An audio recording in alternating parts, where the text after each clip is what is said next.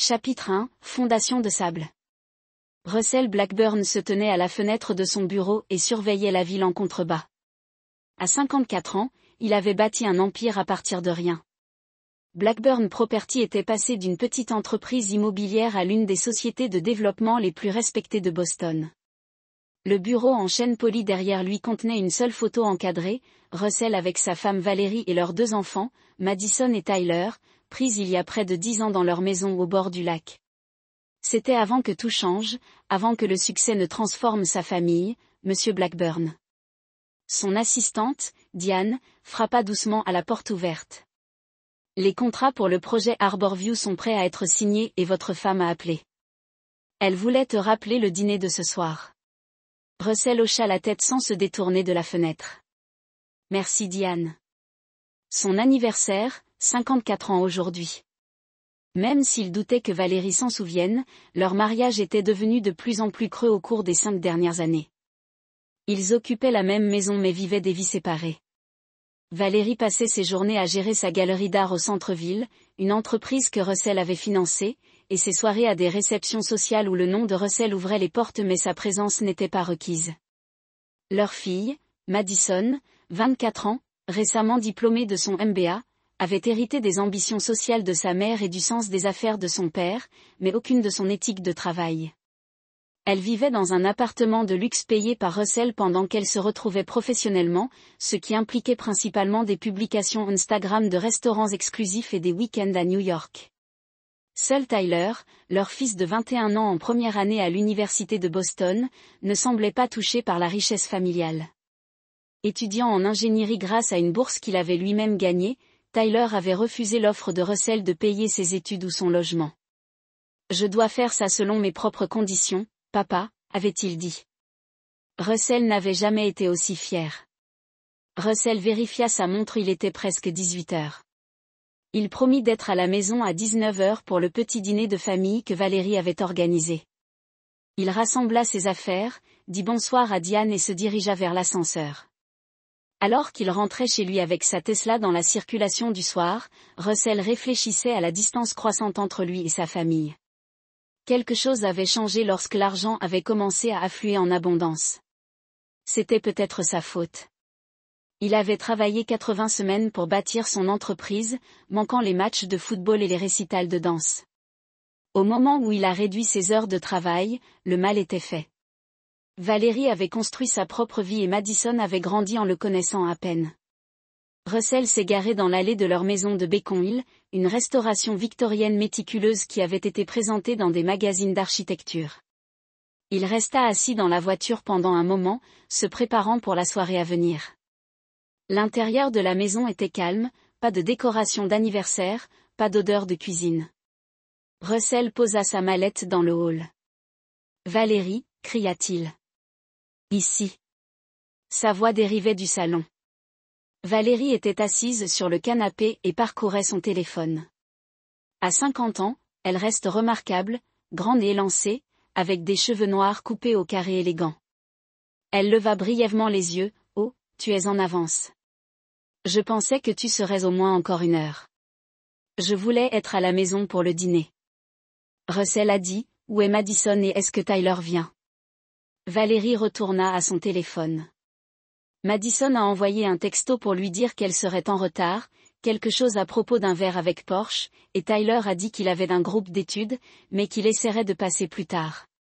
Russell sentit une déception familière s'installer dans sa poitrine. Donc pas de dîner d'anniversaire. Valérie leva finalement les yeux, un éclair de culpabilité traversant son visage. Je pensais qu'on passerait commande quand Madison arriverait. Il y a ce nouvel endroit thaïlandais que tu aimes. Russell hocha la tête en silence et se dirigea vers l'étage pour se changer. Dans la chambre principale, il remarqua dans un coin la valise de Valérie, à moitié pleine. Je vais quelque part, appela-t-il. Après une pause, Valérie apparut sur le seuil. Je voulais vous dire que la galerie présente cette exposition à Santa Fe ce week-end, vous vous souvenez? Je prends l'avion demain matin.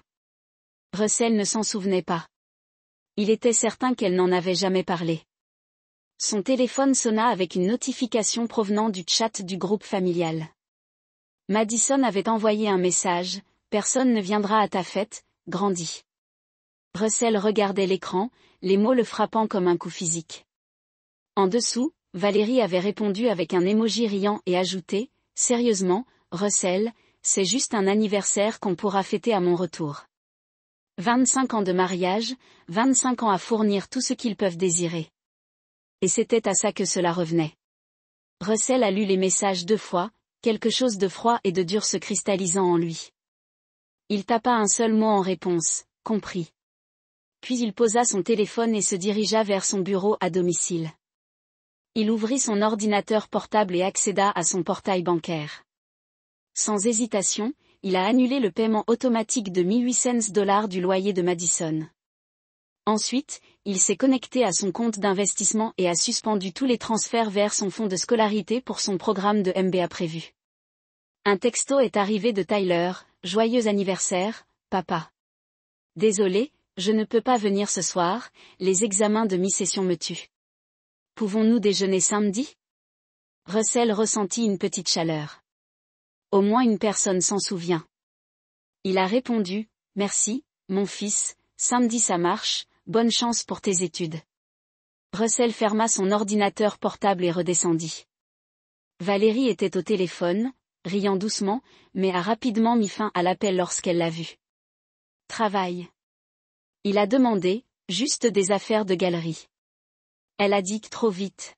« Écoute, Madison vient de m'envoyer encore un texto. Elle va s'écraser sur une Porsche ce soir, alors peut-être qu'on fera quelque chose demain avant mon vol. » Russell sourit, un sourire froid et vide qui n'atteignit pas ses yeux. « Non, dois-je comprendre parfaitement maintenant ?» Valérie parut soulagée. « Je savais que tu comprendrais. Vous le faites toujours. » Cette nuit-là, pendant que Valérie dormait, Russell resta éveillé, son esprit s'emballant. Après 25 ans, il voit enfin son mariage avec une parfaite clarté. Il ne s'agissait pas simplement de négligence ou de séparation. Il y avait quelque chose de plus, les soirées tardives à la galerie, les voyages du week-end. Simplement complice. Elle avait été une participante active, utilisant ses relations via Russell pour identifier des acheteurs potentiels, y compris plusieurs des associés et amis de Russell. Plus inquiétant encore, Patterson a affirmé que Valérie l'avait initialement approché avec l'idée, et non l'inverse, qu'elle avait vu l'opération de contrefaçon comme un moyen de construire la sienne. L'indépendance financière, se préparant à un éventuel divorce d'avec Russell qu'elle prévoyait depuis des années. Est-ce vérifié ? A demandé Russell d'une voix tendue. Howard hocha sombrement la tête. Le FBI a des preuves concordantes, des courriels, des dossiers financiers. Ils envisagent de porter plainte contre Valérie, maintenant. Cela vient directement de l'agent Bishop, qui pensait que vous devriez le savoir avant que cela ne devienne public. Russell déposa le document, une colère froide et furieuse grandissant en lui. Pendant tous ces mois, il avait fait preuve de courtoisie, commençant même à considérer que les remords de Valérie pourraient être sincères. Il découvrait maintenant que tout cela n'avait été qu'une autre tromperie. Il y a plus, dit Howard à contre-cœur. Patterson affirme que le plan visant à cibler vos associés était spécifiquement dû à leur lien avec vous. Il dit que Valérie le voulait. Howard fit une pause, visiblement mal à l'aise. Il dit qu'elle voulait vous faire du mal financièrement et professionnellement tout en s'enrichissant. Russell se leva brusquement et se dirigea vers la fenêtre, luttant pour garder son sang-froid. Pendant tout ce temps, il dit finalement, sa voix dangereusement calme. Pendant tout ce temps, elle jouait le rôle de l'épouse repentante, acceptait le règlement, agissait comme si elle avait pris la responsabilité de ses actes. Et derrière tout cela se trouvait ce Russell, dit Howard prudemment. Je sais que c'est un choc, mais ce n'est pas le cas. Un choc. Russell a interrompu. C'est une confirmation que j'avais raison depuis le début de ne pas lui pardonner, de ne pas croire ses prétendus remords. Il s'est tourné vers Howard. Quand est-ce que cela deviendra public ? Les accusations pourraient être déposées dès la semaine prochaine, a répondu Howard. Russell a hoché la tête, son esprit s'emballant déjà avec les implications, ou Madison pas encore dit. Le cas. Russell a parcouru toute la longueur de la fenêtre en réfléchissant à ses prochains mouvements.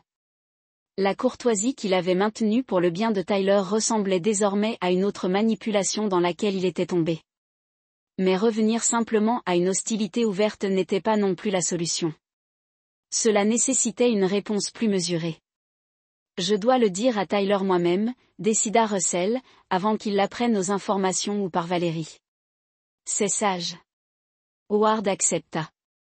Et Madison? Russell fit une pause. Madison semblait véritablement déterminée à changer sa vie. Au cours des derniers mois, elle avait accepté un emploi mal rémunéré au lieu de chercher un autre riche bienfaiteur. Elle avait emménagé dans un appartement modeste qu'elle pouvait se permettre seule. Elle avait constamment exprimé des remords pour ses actes. Je vais leur dire à tous les deux, dit finalement Russell. Ils méritent de l'entendre de moi. Après le départ d'Howard, Russell a appelé Tyler et lui a demandé de venir aux Penthouse. Puis, après un moment d'hésitation, il appela également Madison. Ils arrivèrent dans l'heure, Tyler en premier, suivi de Madison. Tous deux semblaient préoccupés par cette convocation inattendue. « Papa, que se passe-t-il » demanda Tyler alors qu'il s'installait dans le salon. « Tu avais l'air sérieux au téléphone. » Russell n'a pas mâché ses mots. J'ai reçu aujourd'hui des informations sur votre mère, informations qui seront bientôt publiques. Il leur remit à chacun une copie de la déclaration de Patterson. Tu devrais lire ça maintenant. Les frères et sœurs lisent en silence, leurs expressions passant de la confusion au choc, puis à la détresse. Madison termina la première, déposant le document avec les mains tremblantes. Cela ne peut pas être vrai, murmura-t-elle. Maman ne le ferait pas, elle ne le pourrait pas. Tyler finit de lire et leva les yeux, pâle. Ces gens que Patterson nomme. Ce sont vos amis, vos associés, des gens qui vous ont fait confiance. Oui, confirma sombrement Russell. Et ta mère a utilisé cette confiance, a utilisé sa connexion avec moi, pour les cibler spécifiquement. Madison secouait la tête en signe de déni. Il doit y avoir une erreur. Aaron doit mentir pour se sauver. Le FBI dispose de preuves corroborantes. Russell a répondu, courriel, dossier financier. Il s'apprête à porter plainte contre elle. Tyler passa une main dans ses cheveux, visiblement luttant pour digérer cette nouvelle information. Donc pendant tout ce temps, pendant qu'on essayait de reconstruire une sorte de relation familiale, maman était quoi? Faisant encore semblant de mentir, il semble que ce soit le cas, a déclaré Russell. Surveillant son fils de près. Madison se leva soudainement et fit les 100 pas dans la pièce. Je dois lui parler.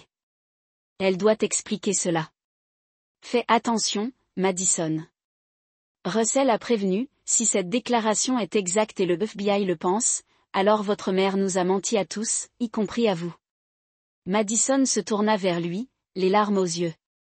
Mais pourquoi? Pourquoi ferait-elle ça?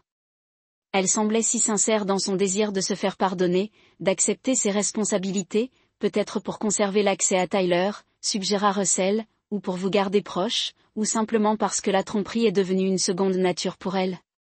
La dureté de ses paroles restait dans l'air. Qu'est-ce que tu vas faire, papa? Demanda doucement Tyler. Russell réfléchit à la question. Le vieux Russell, celui d'avant son anniversaire il y a 6 mois, aurait pu tenter de protéger Valérie, d'user de son influence pour la mettre à l'abri des poursuites. La Russell qui a immédiatement suivi aurait pu travailler activement pour s'assurer qu'elle encourt les sanctions maximales. Mais il n'était plus ni l'un ni l'autre de ces hommes. Rien, dit-il. Finalement, je ne ferai rien. Valérie a fait ses choix. Elle peut désormais en assumer les conséquences.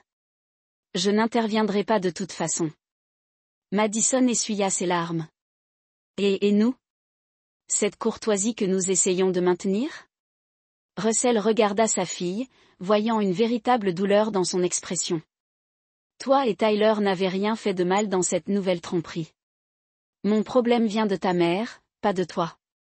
Le soulagement apparut sur le visage de Madison, suivi rapidement par une nouvelle détresse.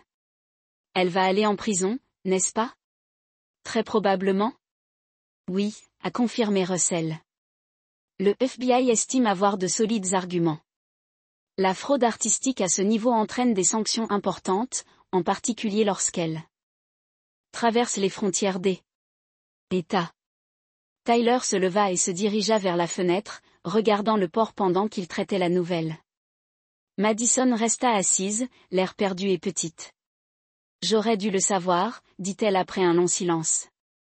J'étais impliquée dans les opérations de la galerie. J'ai présenté Aaron aux gens. J'aurais dû voir ce qui se passait. Vous avez vu ce que vous étiez censé voir. Russell a dit, pas méchamment, vous deux. Valérie est habile à présenter la réalité qu'elle veut faire croire aux autres. Madison leva les yeux vers lui. Est-ce pour ça que tu ne lui as jamais pardonné? Parce qu'une partie de toi savait qu'elle n'était pas vraiment désolée? Russell réfléchit à la question. Je ne lui ai pas pardonné parce que le pardon doit être gagné par des actions et non par des paroles. Il s'avère que ces actions ont continué à être trompeuses. Mais Madison, a-t-il ajouté, notant son expression dévastée. Cela ne veut pas dire que le pardon est impossible pour tout le monde. Madison croisa son regard avec hésitation, même moi. Vous avez fait preuve d'un véritable changement, a reconnu Russell. Vous avez assumé la responsabilité de vos actes. Vous avez accepté les conséquences et commencé à reconstruire votre vie. Honnêtement, c'est différent. C'était le moment où Russell se rapprochait le plus d'offrir le pardon à son ex-femme ou à sa fille. Madison sembla en reconnaître la signification, les larmes coulant sur ses joues. Merci, murmura-t-elle. Je n'aurais jamais pensé que tu dirais ça. Tyler les rejoignit. Son expression résolue. Je dois parler à maman pour entendre sa version des choses. Soyez prudent, a encore averti Russell. N'oubliez pas qu'elle fait face à de graves accusations. Tout ce que vous lui direz pourrait potentiellement être utilisé dans cette affaire. Tyler hocha sombrement la tête. Je comprends, mais je dois la regarder dans les yeux quand je lui pose des questions à ce sujet.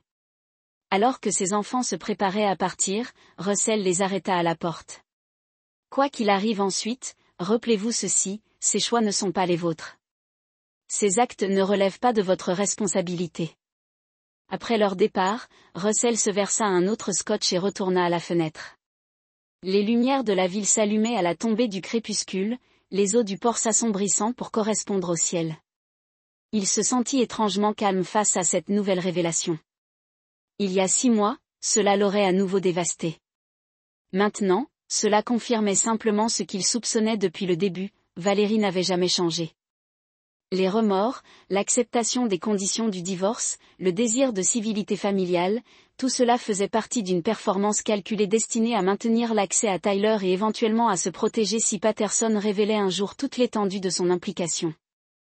Les fantômes de son mariage persistaient encore, mais ils s'affaiblissaient. Les ombres de la trahison pesaient toujours sur sa vie, mais elles n'obscurcissaient plus tous les recoins. Russell a levé son verre vers les toits de la ville, vers l'empire qu'il avait construit, vers la nouvelle vie qu'il créait à partir des décombres de l'ancienne. À la clarté, murmura-t-il, à la pièce vide et aux conséquences. Chapitre 8. Justice et miséricorde. La nouvelle a éclaté un mardi matin et a fait la une du Boston Globe. L'épouse du galeriste a accusé un stratagème de fraude artistique. L'article détaillait l'implication présumée de Valérie dans l'opération de contrefaçon de Patterson, citant des sources du FBI qui la décrivaient comme une animatrice clé qui avait utilisé ses relations sociales pour cibler de riches collectionneurs. Russell a lu la couverture pendant le petit déjeuner, ressentant un étrange détachement. La femme décrite dans l'article calculatrice, trompeuse, prête à trahir amis et associés pour obtenir un gain financier ne ressemble guère à la Valérie qu'il avait épousée 25 ans plus tôt. Ou peut-être qu'elle avait toujours été cette personne et qu'il en avait simplement été aveugle. Son téléphone sonna. Tyler, papa, son fils, dit sa voix tendue par le stress. Avez-vous vu les nouvelles? Oui, a répondu Russell. Commentaire tenez-vous? Je suis en train de traiter, dit prudemment Tyler. Madison est en désordre. Elle a essayé de parler à maman hier soir mais maman n'a rien admis, Saïd Patterson mentait pour réduire sa peine. C'est une défense prévisible, a noté Russell. Le FBI l'a arrêté ce matin. Continua Tyler. Elle m'a appelé du poste de police pour me demander si je pouvais l'aider avec la caution. Russell se tendit. Et que lui as-tu dit? Que je te parle d'abord. Tyler a répondu, surprenant Russell. Papa, je sais que ce qu'elle a fait était terrible, surtout cette nouvelle tromperie, mais elle est toujours ma mère. Je ne sais pas quoi faire. Russell soupira, reconnaissant la position impossible dans laquelle se trouvait Tyler. Quel est le montant de la caution? Un demi-million, une somme substantielle, mais tout à fait dans les moyens de Russell. Le lien, même tendu, est resté intact. Je ne t'empêcherai pas de l'aider si c'est ce que tu penses être juste. Mais je ne fournirai pas l'argent non plus, Tyler. Quoi que tu décides, je le respecterai. Russell a déclaré, préparez-vous simplement à la possibilité que votre mère n'apprécie pas le geste comme vous l'espérez. Son modèle a été de prendre sans gratitude, de manipuler sans remords. Je connais les risques. Dit fermement Tyler, mais je dois essayer. Après avoir mis fin à l'appel, Russell a ressenti un élan de fierté quant à l'intégrité de son fils, même s'il remettait en question la sagesse de sa décision. Tyler choisissait la miséricorde plutôt que la justice, un choix que Russell lui-même n'aurait pas fait. Plus tard dans la journée, Russell a reçu un appel d'une source inattendue, l'avocat d'Aaron Patterson. Monsieur Blackburn, l'avocat a commencé en douceur. Mon client aimerait vous parler directement. Il croit détenir des informations qui pourraient vous intéresser concernant les activités de votre ex-femme. Le premier réflexe de Russell fut de refuser. Que pourrait bien dire Patterson qui aurait de l'importance? Maintenant? Quel genre d'informations? Il a demandé à la place?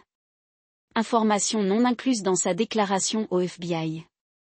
L'avocat a répondu prudemment, informations à caractère personnel. La curiosité de Russell était à son comble, malgré lui. Pourquoi voudrait-il partager ça avec moi? Maintenant? Mon client ressent une certaine obligation morale, a déclaré l'avocat, sans vraiment dissimuler l'ironie de sa voix, et peut-être l'espoir que vous puissiez envisager de parler positivement de sa coopération lors de son audience de détermination de la peine. Russell rit froidement. Patterson a détruit la vie d'innombrables collectionneurs avec ses contrefaçons, a trahi la confiance du monde de l'art et a eu une liaison avec ma femme. Pourquoi devrais-je parler positivement de lui dans n'importe quel contexte? Peut-être qu'après avoir entendu ce qu'il a à dire, vous pourriez reconsidérer votre décision. L'avocat a suggéré qu'il se trouve actuellement au centre de détention fédéral. Combinaison, son apparence polie habituelle, remplacée par un port qui parlait de nuit blanche et de nourriture institutionnelle. Il décrocha le combiné alors que Russell s'asseyait en face de lui. Blackburn, dit Patterson, sa voix portant encore une trace de son ancienne confiance. Je n'étais pas sûr que tu le ferais. Votre avocat vous a suggéré d'avoir des informations sur Valérie que je pourrais trouver intéressantes. L'expression de Russell n'a pas changé, bien que la nouvelle que la tromperie ait commencé encore plus tôt qu'il ne le pensait. Pourquoi cela m'importerait-il maintenant? Parce que ses motivations n'étaient pas principalement financières. Patterson a continué. Une affaire Valérie vous l'a découvert mais ne vous l'a jamais confronté. Russell avait l'impression d'avoir été frappé. C'est absurde. Je n'ai jamais eu de liaison avec Catherine ou qui que ce soit d'autre.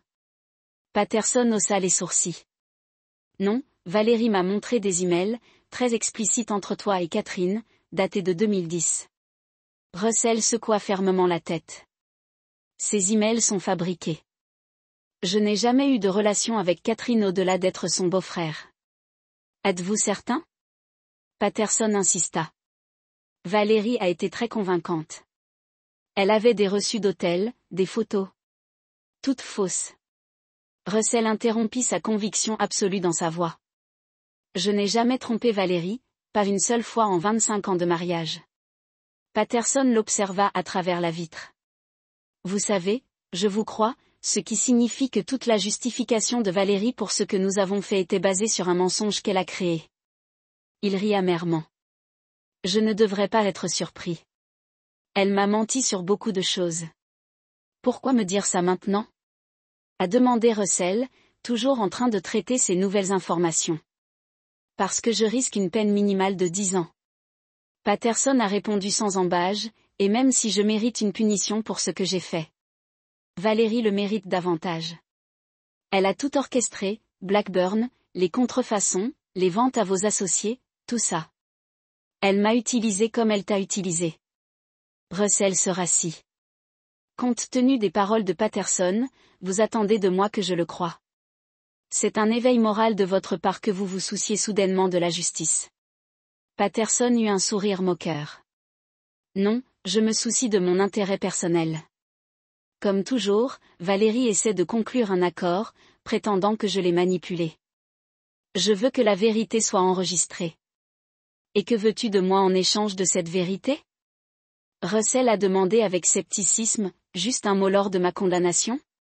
Patterson a déclaré, pas de pardon, pas même de sympathie, juste la reconnaissance que j'ai pleinement coopéré, que j'ai fourni des informations au-delà de ce que les procureurs exigeaient. Russell se leva, après en avoir assez entendu, je vais y réfléchir. Mais, Patterson, si j'apprends que vous m'avez menti à propos de tout cela, en particulier à propos de Catherine, toute considération disparaîtra immédiatement. De retour dans sa voiture, Russell resta assis un long moment avant de démarrer le moteur. L'idée que Valérie avait fabriqué des preuves d'une liaison pour justifier sa vengeance était presque trop bizarre pour y croire. Pourtant, cela correspondait à la manipulatrice calculatrice qu'elle avait prouvé être. Il appela directement Catherine, son ancienne belle-sœur, installée à Seattle depuis des années et avec qui il n'avait entretenu que des contacts très lointains. « Russell » répondit-elle, clairement surprise d'avoir de ses nouvelles. « Tout va bien ? J'ai entendu parler de l'arrestation de Valérie. »« Catherine, je dois te demander quelque chose directement, » dit Russell sans préambule. « Valérie vous a-t-elle déjà montré des courriels ou des photos suggérant que vous et moi avions eu une liaison il y a 15 ans ?» Il y eut un silence stupéfait sur la ligne. « Quoi ? Non, bien sûr que non, Russell. Nous jamais. Je ne le ferai jamais. De quoi parles-tu ? » Russell expliqua brièvement les affirmations de Patterson, regardant le choc de Catherine se transformer en colère. « C'est fou, dit-elle quand il eut fini. Absolument fou. Je vivais à Portland il y a 15 ans. Je ne vous ai presque jamais vu, sauf pendant les vacances. Pourquoi aurait-elle inventé quelque chose comme ça pour justifier sa propre trahison ? Russell a suggéré de se présenter comme la partie lésée, ne serait-ce que dans son propre esprit. Mon Dieu, murmura Catherine. Je savais que Valérie pouvait être manipulatrice, mais c'est le cas. C'est pathologique. Après avoir mis fin à l'appel, Russell s'est rendu au bureau de Howard, ayant besoin de discuter de cette nouvelle révélation avec quelqu'un qui comprenait toute la situation.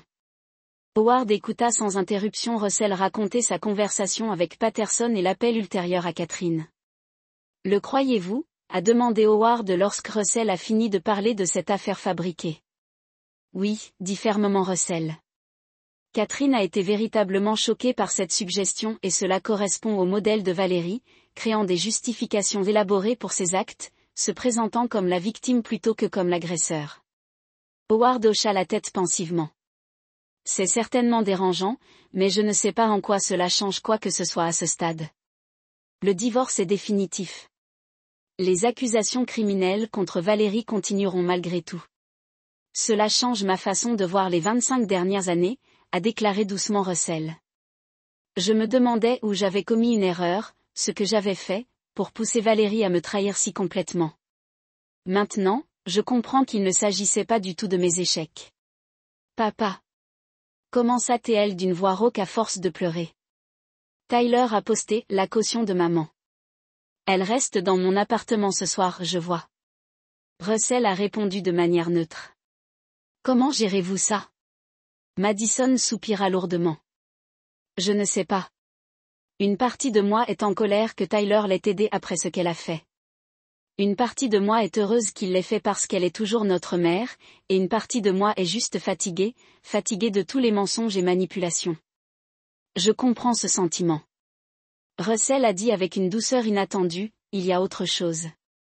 Madison a continué avec hésitation, maman veut te rencontrer.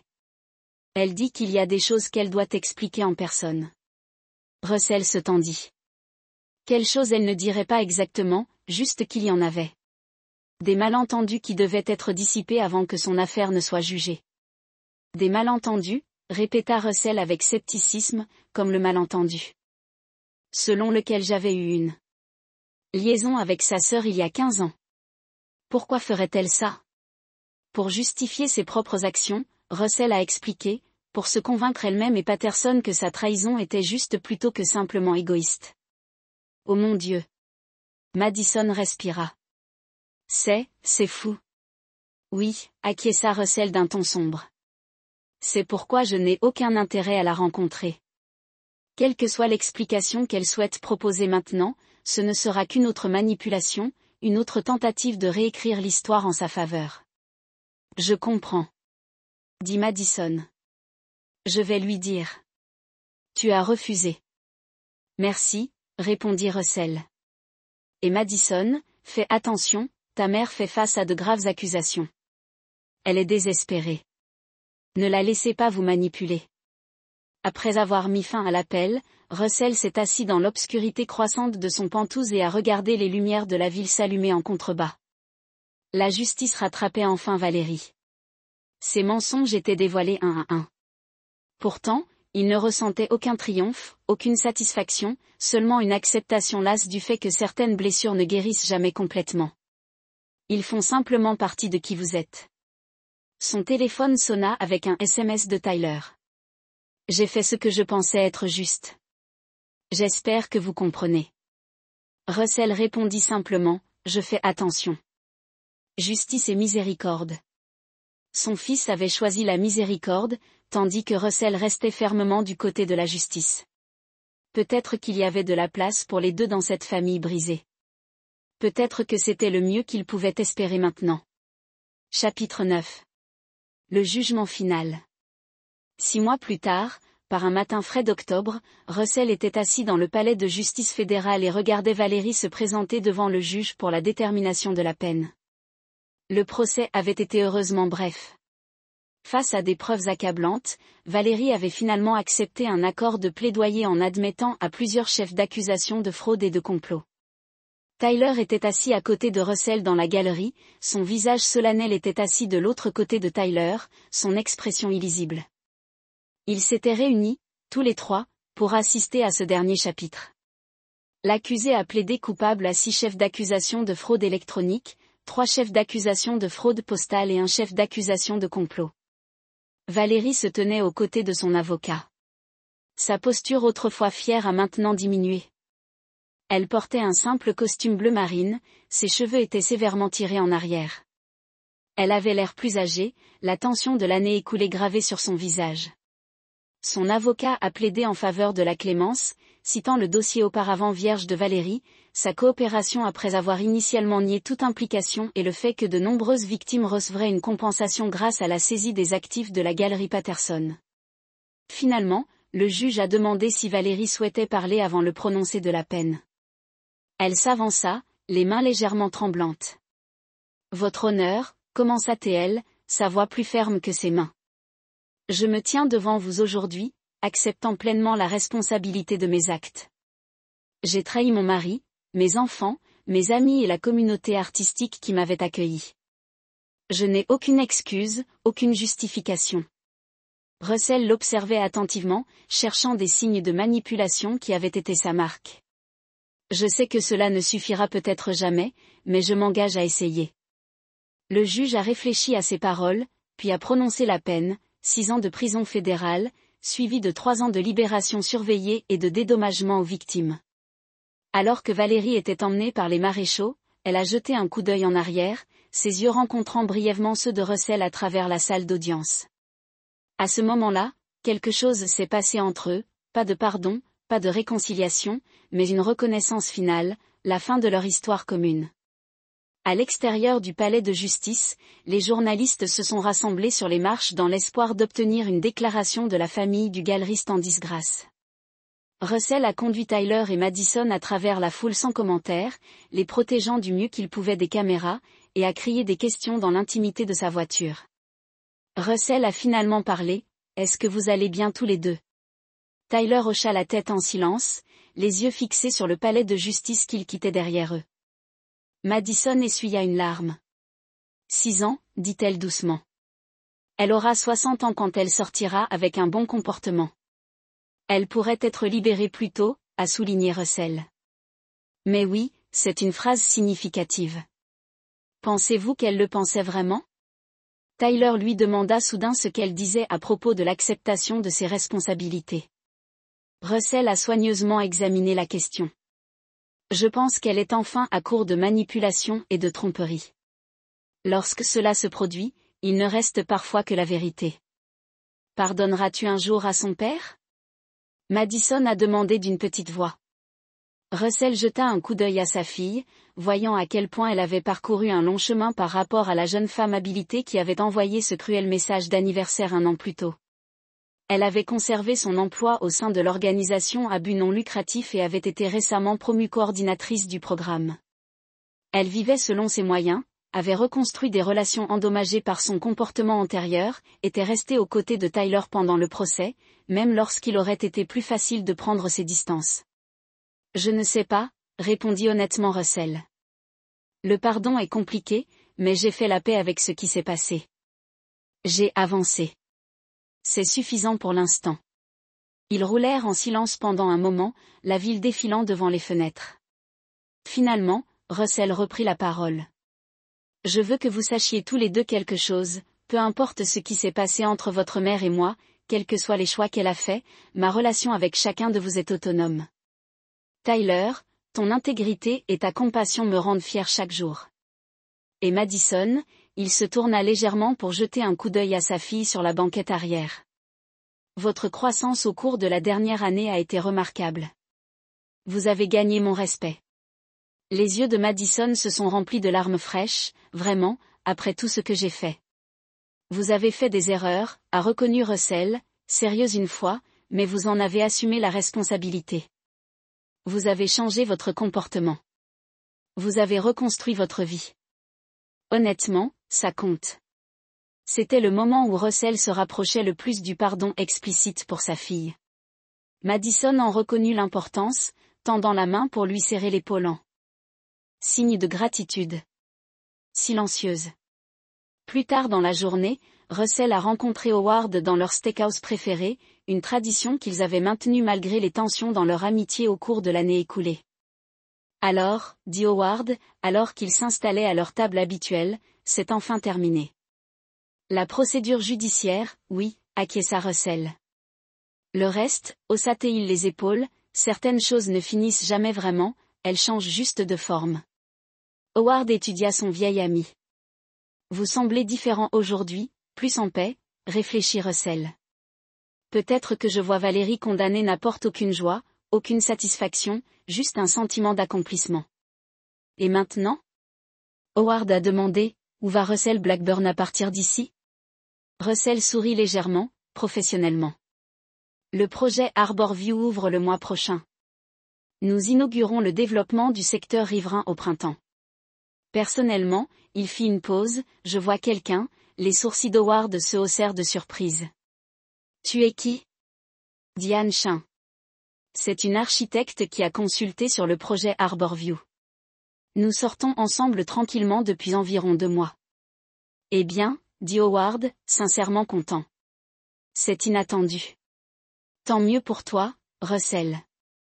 Il est tôt. Russell a mis en garde, mais elle a des qualités différentes, directes et honnêtes que j'apprécie plus que toutes les autres. Naturellement ainsi. Howard était d'accord, Tyler et Madison l'ont-ils rencontré?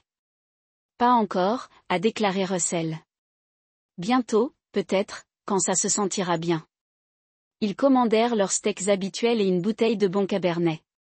Pendant qu'ils attendaient leur repas, Howard leva son verre pour porter un toast au nouveau départ qu'il proposait.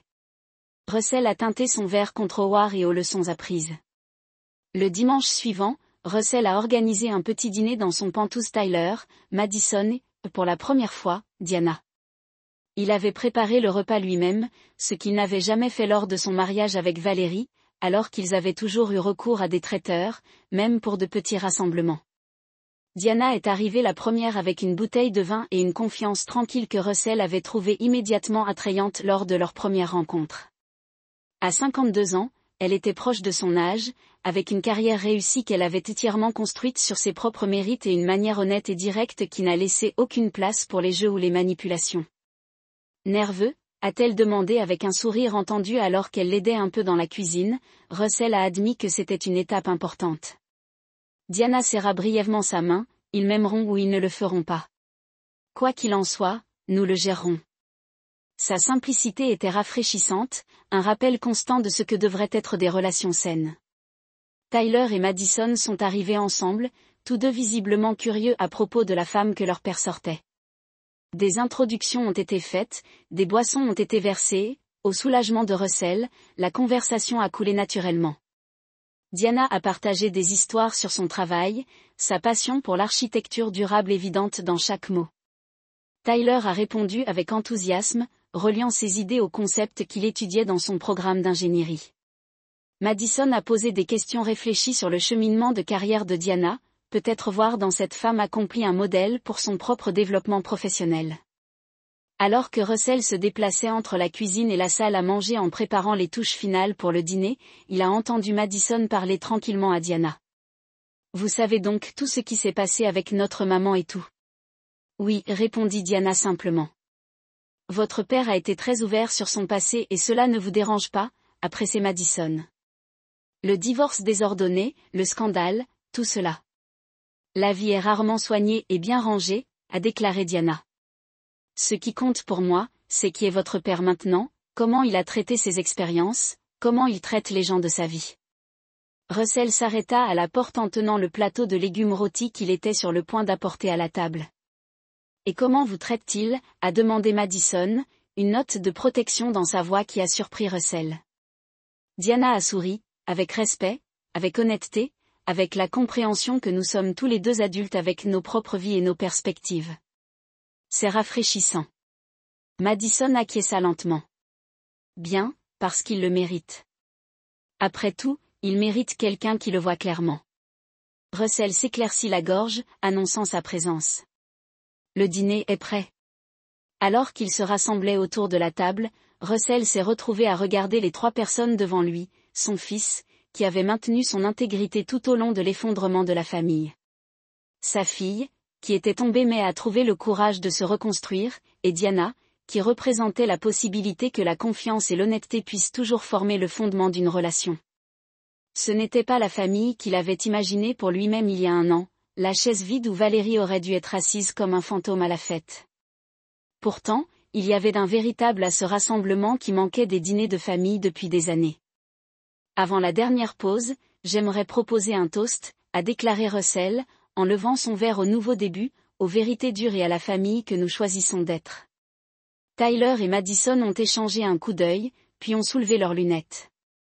Les yeux de Diana ont rencontré Russell au-dessus du bord de son verre à vin, une compréhension silencieuse passant entre eux. Plus tard, après que Tyler et Madison soient partis et que Diana aidait Russell à nettoyer les plats, elle a posé la question à laquelle il s'attendait. « L'aimez-vous toujours, Valérie ?» Russell s'arrêta, considérant sérieusement la question. La Valérie que j'ai épousée, la femme que je pensais qu'elle était. Peut-être que certains échos de celle-ci demeurent, mais la vraie Valérie, celle qui a menti et manipulé et trahi.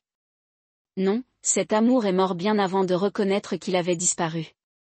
Diana hocha la tête, acceptant sa réponse. Et lui avez-vous pardonné ? Non, a déclaré Russell honnêtement. Je la comprends mieux maintenant. Je peux même reconnaître mon propre rôle dans l'échec de notre mariage, les longues heures, la distance émotionnelle. Mais le pardon qui nécessiterait de véritables remords de sa part, une véritable compréhension des dommages qu'elle a causés. Je n'ai vu aucune preuve de cela, même lors de la condamnation. Et votre fille, Diana, a pressé doucement, vous l'avez-vous pardonnée ? Russell sourit légèrement. Madison a gagné une deuxième chance. Elle a montré un véritable changement, une réelle croissance. Est-ce que ce pardon est peut-être ? Ou peut-être que c'est simplement la reconnaissance que les gens peuvent évoluer si, étant donné l'occasion, Diana a posé le plat qu'elle dessinait et se tourna pour lui faire complètement face. Vous savez, Russell, pour quelqu'un qui prétend ne pas pardonner, vous avez montré une capacité remarquable pour aller de l'avant, de ne pas avoir laissé l'amertume vous consommer. Est-ce que ce pardon, se demande Russell à haute voix, ou tout simplement survivre ? Peut-être qu'ils sont la même chose. Parfois, Diana a suggéré, peut-être que le pardon n'est pas du tout à propos de l'autre personne. Il s'agit peut-être de refuser de laisser leurs actions définir votre avenir.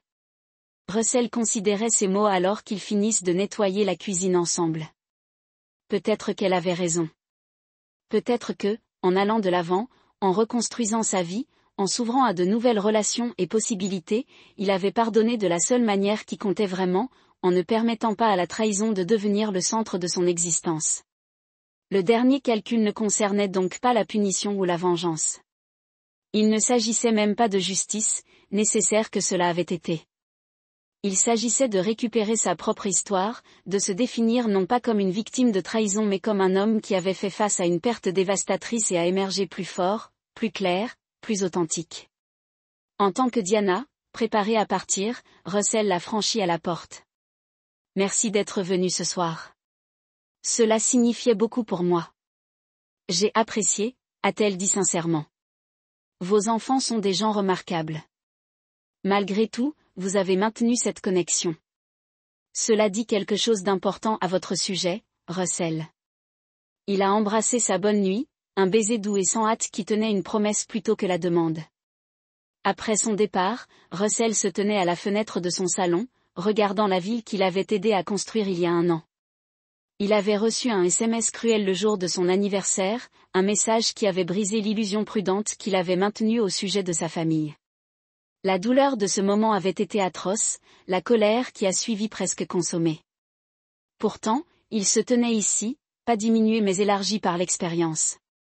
Le mari et le père qu'il avait été partis, remplacés par un homme qui a vu plus clairement, se sentait plus honnêtement, vivait plus authentiquement. Russell a soulevé son verre aux lumières de la ville en dessous, à l'avenir qui se déroule devant lui, à la dure vérité que parfois ce n'est qu'en perdant tout ce que nous découvrons ce qui compte vraiment. Joyeux anniversaire à moi.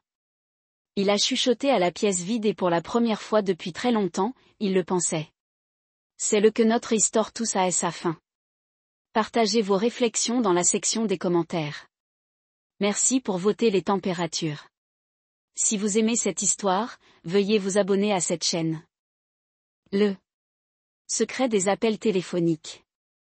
Il ouvrit son application bancaire et fit défiler les transactions récentes. Des milliers de dollars dépensés dans des boutiques et des restaurants qu'il n'avait jamais visités.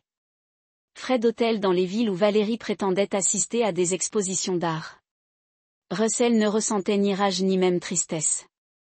Au lieu de cela, une clarté froide et calculatrice l'envahit. Demain marquerait le début d'un nouveau chapitre, celui où il récupérerait ce qui lui appartenait et leur ferait comprendre exactement ce qu'ils avaient jeté. Les dés étaient jetés. Il n'y aurait pas de retour en arrière, chapitre 2. Le réveil le lendemain de son anniversaire. Russell se leva avant l'aube. Valérie dormait toujours profondément, sa respiration régulière et profonde. Il s'habilla silencieusement dans le noir et se dirigea vers son bureau à domicile. Vers 6 heures du matin, il avait passé plusieurs appels à ses associés les plus fiables. À 7 ans, il avait lancé un audit complet de ses finances personnelles et professionnelles. À 8 ans, il avait contacté son avocat, Howard Griffith, un vieil ami d'université qui avait aidé à construire des propriétés à Blackburn à partir de zéro. Russell, dit Howard d'une voix encore rauque de sommeil. Qu'est-ce qui est si urgent? Tout. Ok, j'ai besoin que tu libères ton emploi du temps aujourd'hui, répondit Russell. Et j'ai besoin de votre discrétion absolue. Il y a eu une pause sur la ligne. Vous l'avez. Mon bureau à 10 heures. Parfait. Russell entendit Valérie remuer à l'étage alors qu'il mettait fin à l'appel. Il prépara du café et attendit devant l'îlot de la cuisine, composant ses traits pour former un masque de normalité. Valérie est apparue en pyjama de soie, ses cheveux légèrement décoiffés, mais toujours élégants. Tu te lèves tôt, dit-elle en attrapant la cafetière. Grand jour. Russell répondit doucement. Rapport trimestriels attendus. Valérie hocha distraitement la tête tout en vérifiant son téléphone. Russell l'observa attentivement, remarquant comment son expression changeait subtilement lors de la lecture d'un texte, un adoucissement autour des yeux, une légère courbe ascendante de ses lèvres. Ce n'était pas un regard qu'il avait vu diriger vers lui depuis des années. Mon vol est à 13 heures, dit-elle sans lever les yeux. Je reviens mardi soir. Mardi, répéta Russell. Cela fait près de 5 jours pour une exposition d'art. Valérie leva les yeux, quelque chose de défensif brillait dans ses yeux. Il y a plusieurs collectionneurs que je dois rencontrer. Vous savez comment c'est. Bien sûr, dit doucement Russell. Allez-vous vous conduire vous-même à l'aéroport ou dois-je organiser un service de voiture? J'ai déjà réservé une voiture, dit-elle, se détendant légèrement devant son apparente acceptation. Et toi? Des projets ce week-end? Juste travailler et déjeuner avec Tyler demain? Valérie hocha la tête, reportant déjà son attention sur son téléphone. Dis-lui, j'ai dit bonjour. Après que Valérie soit montée à l'étage pour faire ses valises, Russell a passé un autre appel, celui-ci à Brooks Automotive, le concessionnaire de luxe où il a acheté le Range Rover de Valérie et l'Audi de Madison. C'est Russell Blackburn. Je dois révoquer immédiatement l'autorisation de 2 véhicules. Il a fourni les détails nécessaires. Non, ils ne doivent pas être repris. Désactivez-les simplement à distance et prévenez-moi lorsque c'est fait. Son prochain appel fut à sa banque. En 20 minutes, il avait annulé toutes les cartes de crédit liées à ses comptes, à l'exception de sa carte personnelle. Les cartes gelées comprenaient celles utilisées par Valérie et Madison. Russell entendit Valérie descendre avec sa valise. Il a mis fin à l'appel et l'a rencontrée dans le hall. Tout est prêt? A-t-il demandé aimablement. Elle hocha la tête, vérifiant son reflet dans le miroir de l'entrée. Je devrais y aller, la voiture sera là d'une minute à l'autre. Russell s'avança et l'embrassa sur la joue, inhalant son parfum coûteux. Bon vol. La surprise apparut sur son visage à ce geste, mais elle se reprit rapidement. Merci, je vous enverrai un message à mon arrivée. Après le départ de Valérie, Russell s'est rendu au bureau de Howard au centre-ville de Boston. Son vieil ami l'attendait, l'inquiétude évidente sur son visage buriné. Russell, dit Howard en se levant de derrière son bureau. Que se passe-t-il? Tu avais un ton différent au téléphone. Russell ferma la porte du bureau derrière lui et s'assit lourdement. Je dois faire quelques changements, Howard, des changements importants pour la prochaine heure. Russell a exposé sa situation et ses projets. Howard écoutait sans interruption, prenant des notes de temps en temps, son expression devenant de plus en plus sombre. Êtes-vous absolument certain? A demandé Howard lorsque Russell a terminé. 2 ans, c'est long à jeter sans en être sûr. En réponse, Russell a placé son téléphone sur le bureau entre eux et a consulté les SMS de la nuit précédente. Il tourna l'écran vers Howard, qui les lut et grimaça. Il y a plus, dit doucement Russell. Il montra à Howard les dossiers financiers, les dépenses inexpliquées, le schéma qui lui était devenu clair seulement maintenant qu'il le cherchait. Howard soupira profondément, je vois, et vous êtes sûr que c'est ainsi que vous voulez gérer les choses, pas de conseils, pas de confrontation. Russell se pencha en avant, la voix ferme, ils ont fait leur choix. Maintenant, je fais le mien.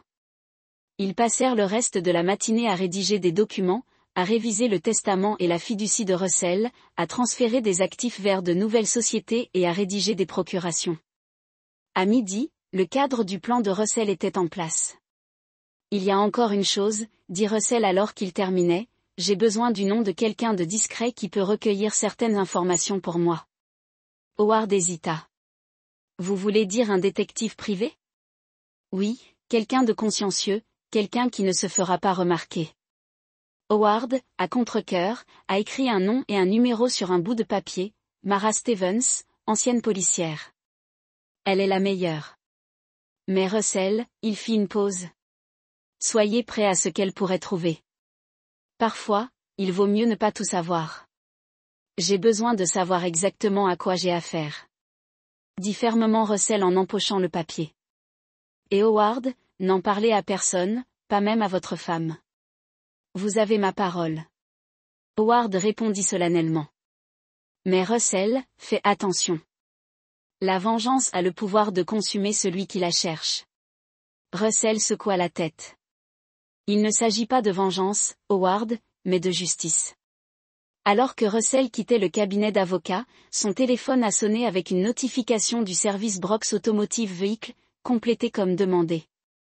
Russell sourit sinistrement en imaginant la scène qui allait bientôt se dérouler, Valérie, bloquée. À l'aéroport lorsque son service de voiture n'est pas arrivé, découvrant que ses cartes de crédit avaient été refusées alors qu'elle essayait d'en réserver une autre. Madison, incapable de démarrer sa voiture pour son week-end de shopping habituel, trouve son loyer impayé et ses cartes de crédit gelées. Ce n'était que le début. Cet après-midi-là, Russell rencontra Mara Stevens dans un café tranquille de Cambridge, loin de ses repères habituels.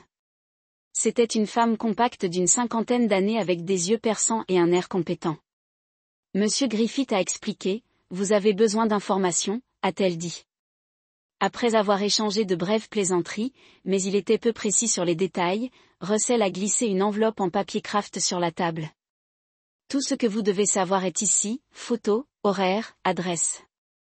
Je veux savoir qui ma femme voit, depuis combien de temps cela se passe et tout ce que vous pouvez découvrir.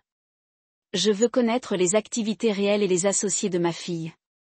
Et je veux des documents financiers, en particulier tous les comptes ou transactions dont je ne suis peut-être pas au courant. Mara a ouvert l'enveloppe et a jeté un coup d'œil à son contenu avant de la refermer. Ce ne sera pas bon marché, monsieur Blackburn. L'argent n'est pas un problème. Je vais commencer immédiatement. Elle s'est levée pour partir, puis a fait une pause. Est tombé, celui de Russell. Le téléphone a commencé à s'allumer avec des messages et des appels manqués de Valérie et Madison. Il coupa la sonnerie et se rendit au modeste appartement de Tyler, près de l'université. Tyler a ouvert la porte en pantalon de survêtement et en chemise BU, la surprise étant évidente sur son visage. « Papa, je pensais que nous nous rencontrions demain. » Changement de plan, a déclaré Russell. « Puis-je entrer ? Nous devons parler. » L'appartement de Tyler était petit mais soigné, contrastant fortement avec le somptueux espace de vie de Madison.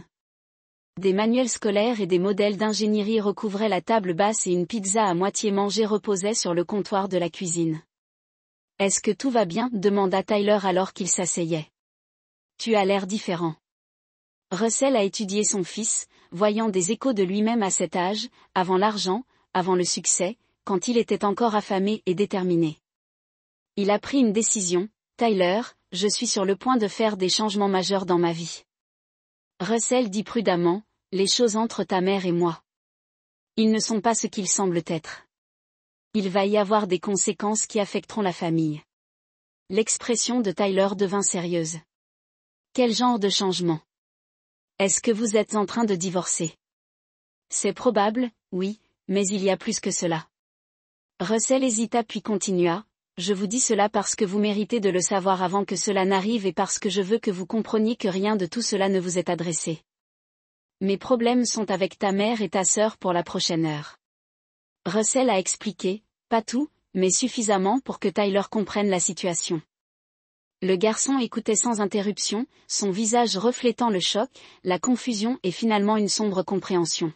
« J'ai toujours su que quelque chose n'allait pas, » a déclaré Tyler lorsque Russell a terminé. « Maman n'est jamais là et Madison ? » Eh bien, elle a changé après avoir emménagé dans cet appartement, mais je ne voulais pas le voir, je suppose. Russell posa la main sur l'épaule de son fils. « Je veux que tu saches que rien ne change entre nous. Votre éducation est toujours couverte, votre fonds en fiducie reste intact. Tu as gagné mon respect, Tyler, et rien ne peut changer ça. » Tyler hocha lentement la tête. « Et Madison ? » Je sais qu'elle peut être égoïste, mais l'interrompre complètement semble dur. « Il ne s'agit pas de punition, » a expliqué Russell. « C'est une question de conséquences. Madison est une adulte qui a fait des choix. Elle doit comprendre ce que signifient ces choix. » Alors que Russell se préparait à partir, Tyler l'accompagna jusqu'à la porte. « Papa, quoi qu'il arrive, je suis à tes côtés. » Russell a embrassé son fils, ressentant une vague d'émotion à laquelle il ne s'était pas attendu. « Merci, Tyler. Cela signifie plus que vous ne le pensez. » En rentrant chez lui dans sa maison vide, Russell ressentit une curieuse sensation de légèreté. Pendant des années, il avait porté le poids d'un mariage raté et la déception quant aux droits de sa fille. Maintenant qu'il avait enfin reconnu la vérité et pris des mesures, il se sentait soulagé. Son téléphone continuait de vibrer de messages. Il jeta un coup d'œil à celui de Valérie. Russell, qu'est-ce qui se passe? Mes cartes ne fonctionnent pas et le service de voiture n'est jamais venu. Appelez-moi immédiatement. Russell sourit froidement à la route à parcourir. Le réveil avait commencé, le sien et bientôt le leur. Chapitre 3. Pièce en mouvement. Dimanche soir, Russell avait transformé son bureau à domicile en centre de commandement pour ce qu'il considérait désormais comme l'opération Reckoning. 3 ordinateurs portables étaient ouverts sur son bureau, chacun dédié à un aspect différent de son plan. Des cartes, des horaires et des photographies couvraient les murs reliés par un fil rouge, comme dans une émission policière. Marla Stevens avait déjà livré son premier rapport préliminaire. Elle a travaillé vite. L'amant de Valérie était un homme nommé Aaron Patterson, un éminent galeriste de New York. Leur liaison durait apparemment depuis au moins 2 ans, menée lors des fréquents voyages d'affaires et expositions d'art de Valérie. Le voyage à Santa Fe était, comme Russell l'avait soupçonné, une fabrication. Valérie était en fait à New York, séjournant au Patterson S. Soho Loft. La situation de Madison était tout aussi éclairante. Loin de se retrouver professionnellement, elle dépensait l'argent de son père avec un abandon imprudent tout en sortant avec une succession d'hommes plus âgés et riches. Sa supposée colocataire, Porsche, était une couverture. Madison vivait seule dans l'appartement de luxe financé par Russell, mais entretenait la fiction d'une colocataire pour justifier les dépenses supplémentaires qu'elle empochait. L'enquête financière avait révélé quelque chose d'encore plus inquiétant. Valérie avait systématiquement siphonné l'argent de leur compte commun vers un compte privé offshore, accumulant plus de 1,2 million de dollars dont Russell ignorait tout. Russell se rassit sur sa chaise, absorbant tout cela. La trahison était plus complète qu'il ne l'avait imaginé. Il ne s'agissait pas simplement de négligence ou de séparation. C'était une tromperie calculée. Son téléphone a encore sonné, Madison, pour la 20e fois. Ce jour-là, il décida finalement de répondre « Bonjour, Madison, papa ». Sa voix était criarde de panique. « Que se passe-t-il ? Mon chèque de loyer a été rejeté. Ma voiture ne démarre pas et aucune de mes cartes ne fonctionne. Est-ce ainsi ? » Russell répondit calmement, comme c'est gênant pour vous, incommode. C'est un désastre. Le gérant de l'immeuble menace d'être expulsé et j'ai dû emprunter de l'argent à Porsche juste pour faire mes courses. Le mensonge sur Porsche s'est échappé automatiquement, confirmant le rapport de Mara.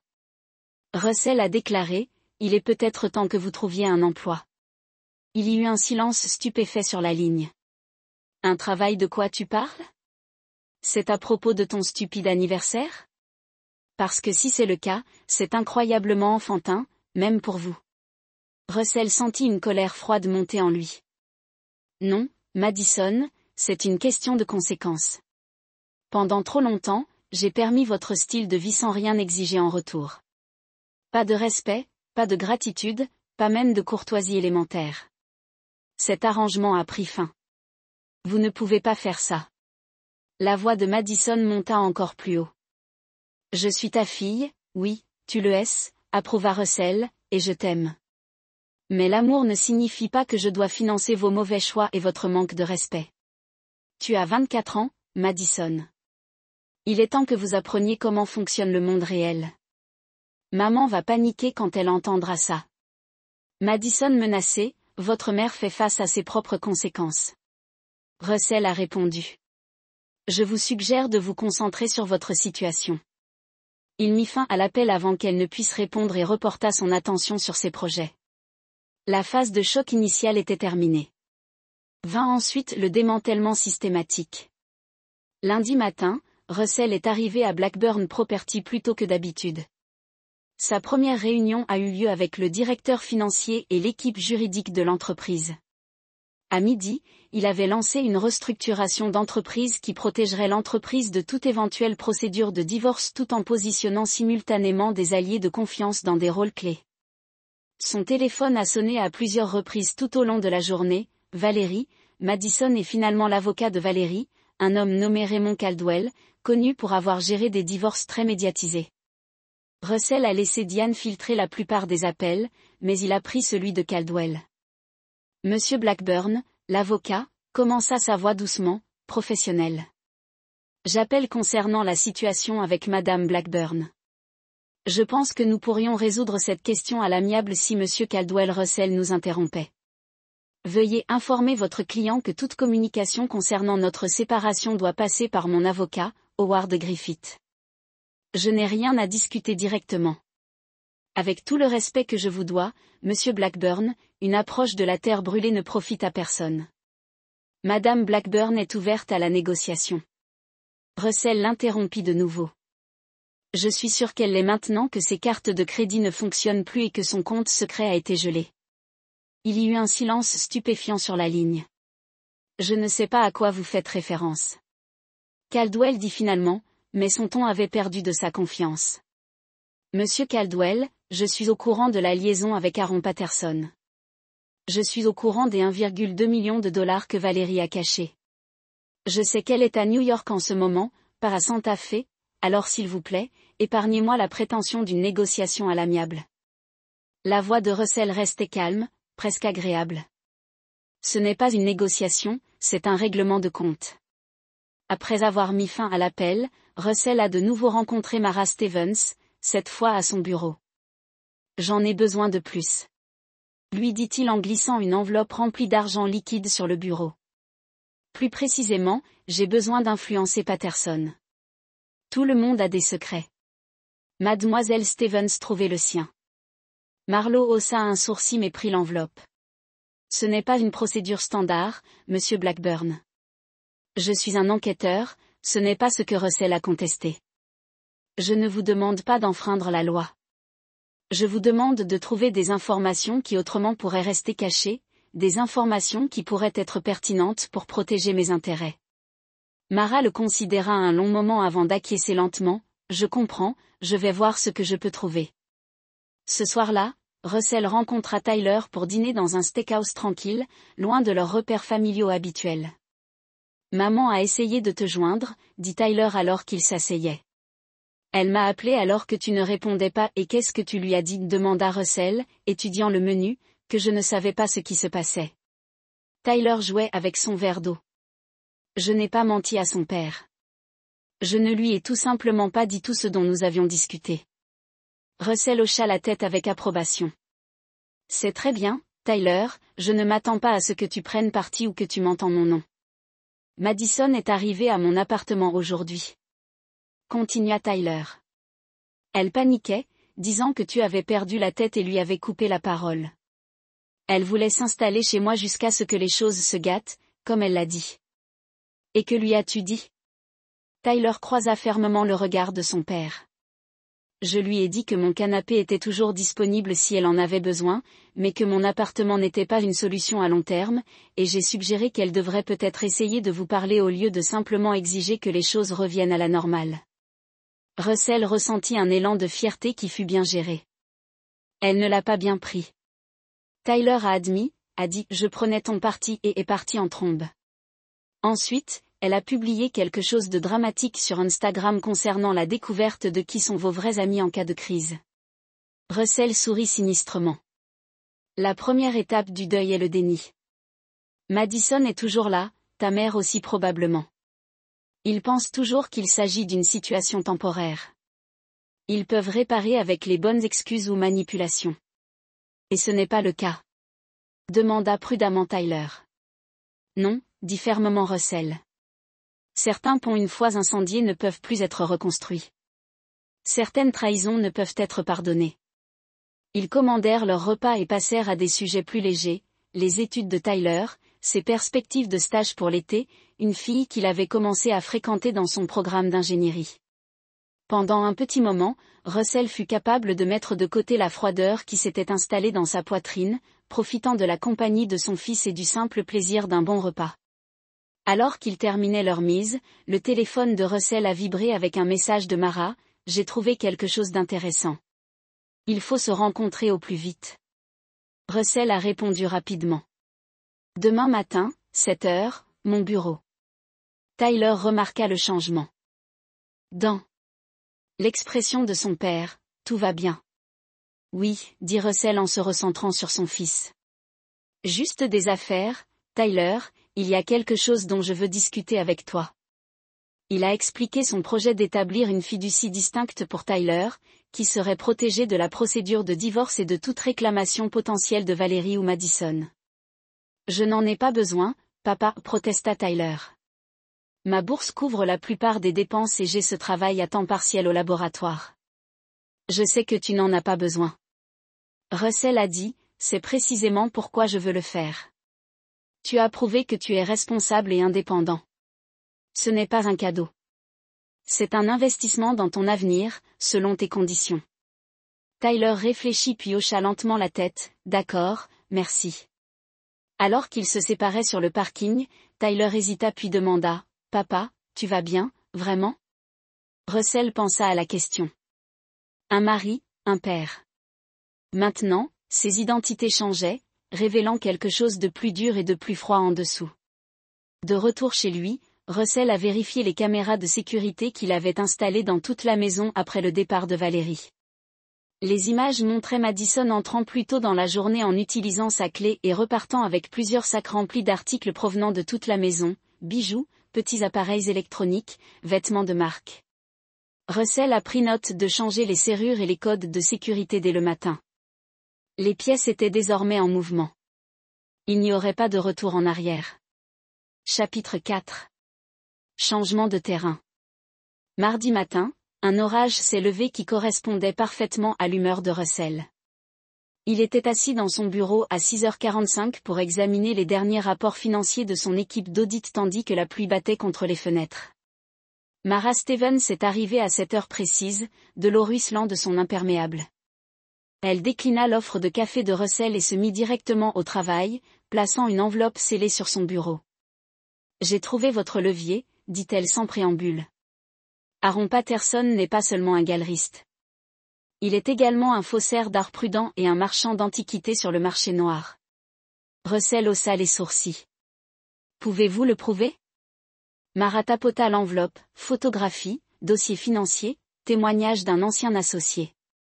Patterson vend des contrefaçons par l'intermédiaire de sa galerie à des collectionneurs sans méfiance, puis aide ces mêmes collectionneurs à acquérir de véritables œuvres d'art volées par des canaux détournés.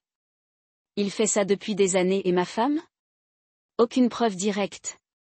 Elle est impliquée dans le côté illégal de son entreprise, a admis Marlowe. Mais elle doit savoir qu'ils sont ensemble depuis trop longtemps et qu'elle est trop impliquée dans les opérations de la galerie pour ne pas l'avoir remarqué. Russell a ouvert l'enveloppe et a scanné son contenu. Les preuves étaient convaincantes. Des photographies de Patterson avec des criminels connus, des dossiers financiers montrant des transactions suspectes, des copies de documents d'authentification que l'analyse d'experts avait prouvés frauduleux. C'est un excellent travail, a déclaré Russell en levant les yeux vers Mara. Y a-t-il autre chose? Oui, Mara a hésité. J'ai trouvé quelque chose à propos de votre fille qui ne figurait pas dans mon rapport initial. Elle lui a remis une petite clé USB. Madison a travaillé comme une sorte de recruteur pour Patterson. Elle identifie les riches collectionneurs lors d'événements sociaux, les présente à sa mère et Patterson les aide à gagner une commission sur les ventes réussies. Russell regardait la clé USB dans sa main, une colère froide en lui. Il y a des messages textes entre elle et Patterson discutant de marques spécifiques et des pièces qui pourraient les intéresser en fonction de leur expertise limitée. Russell glissa le disque dur dans sa poche. Merci, mademoiselle Stevens. Votre travail a été inestimable. Après le départ de Mara, Russell resta assis tranquillement, absorbant ces nouvelles informations. La trahison était plus profonde qu'il ne l'avait imaginé, pas seulement une liaison, pas seulement une tromperie financière, mais une conspiration criminelle qui opérait sous son nez, impliquant à la fois sa femme et sa fille. Il prit son téléphone et appela Howard. « Je dois rencontrer le FBI, dit-il. » Quand son avocat répondit, « Aujourd'hui, si possible. » Il y eut une pause surprise. « Russell, qu'est-ce que tu prévois, justice ?» Russell a répondu simplement, « Et je devais agir selon mes conditions. » Cet après-midi-là, Russell était assis dans une salle de conférence du bureau extérieur du FBI à Boston, en face de l'agent spécial Laurel Bishop, une femme sévère d'une quarantaine d'années spécialisée dans les crimes artistiques. Howard était assis à côté de Russell, lui lançant parfois des regards inquiets pendant que Russell exposait méthodiquement les preuves que Mara avait rassemblées.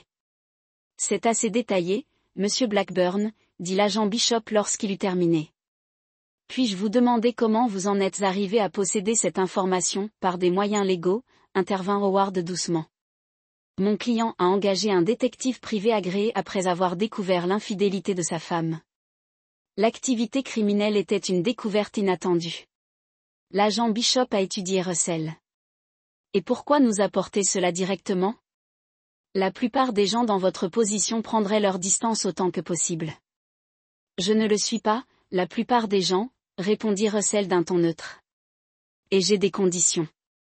Les sourcils de Bishop se levèrent. Le FBI ne négocie pas les conditions, Monsieur Blackburn. Ce ne sont pas des demandes, agent Bishop. Ce sont des paramètres qui faciliteront votre travail.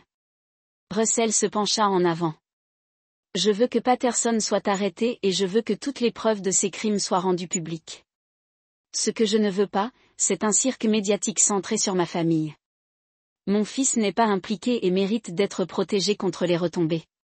Et votre femme et votre fille, a demandé Bishop avec insistance. Russell croisa son regard. Ils ont fait leur choix. Je ne les protégerai pas des conséquences. Après la réunion, Howard a confronté Russell dans le parking. C'est franchir une ligne, Russell, utilisez le FBI comme une arme dans votre divorce. Je n'utilise personne, l'interrompit Russell. Patterson est un criminel. Il mérite d'être arrêté. Si Valérie et Madison sont impliqués, c'est leur faute, pas moi. Howard secoua la tête. Ce n'est pas toi, Russell, cette vengeance froide et calculatrice. Ce n'est pas l'homme que je connais depuis 30 ans. Peut-être que tu ne m'as jamais vraiment connu, suggéra doucement Russell. Ou peut-être que je suis enfin en train de devenir celui que je dois être. La phase suivante du plan de Russell. C'est déroulé ce soir-là.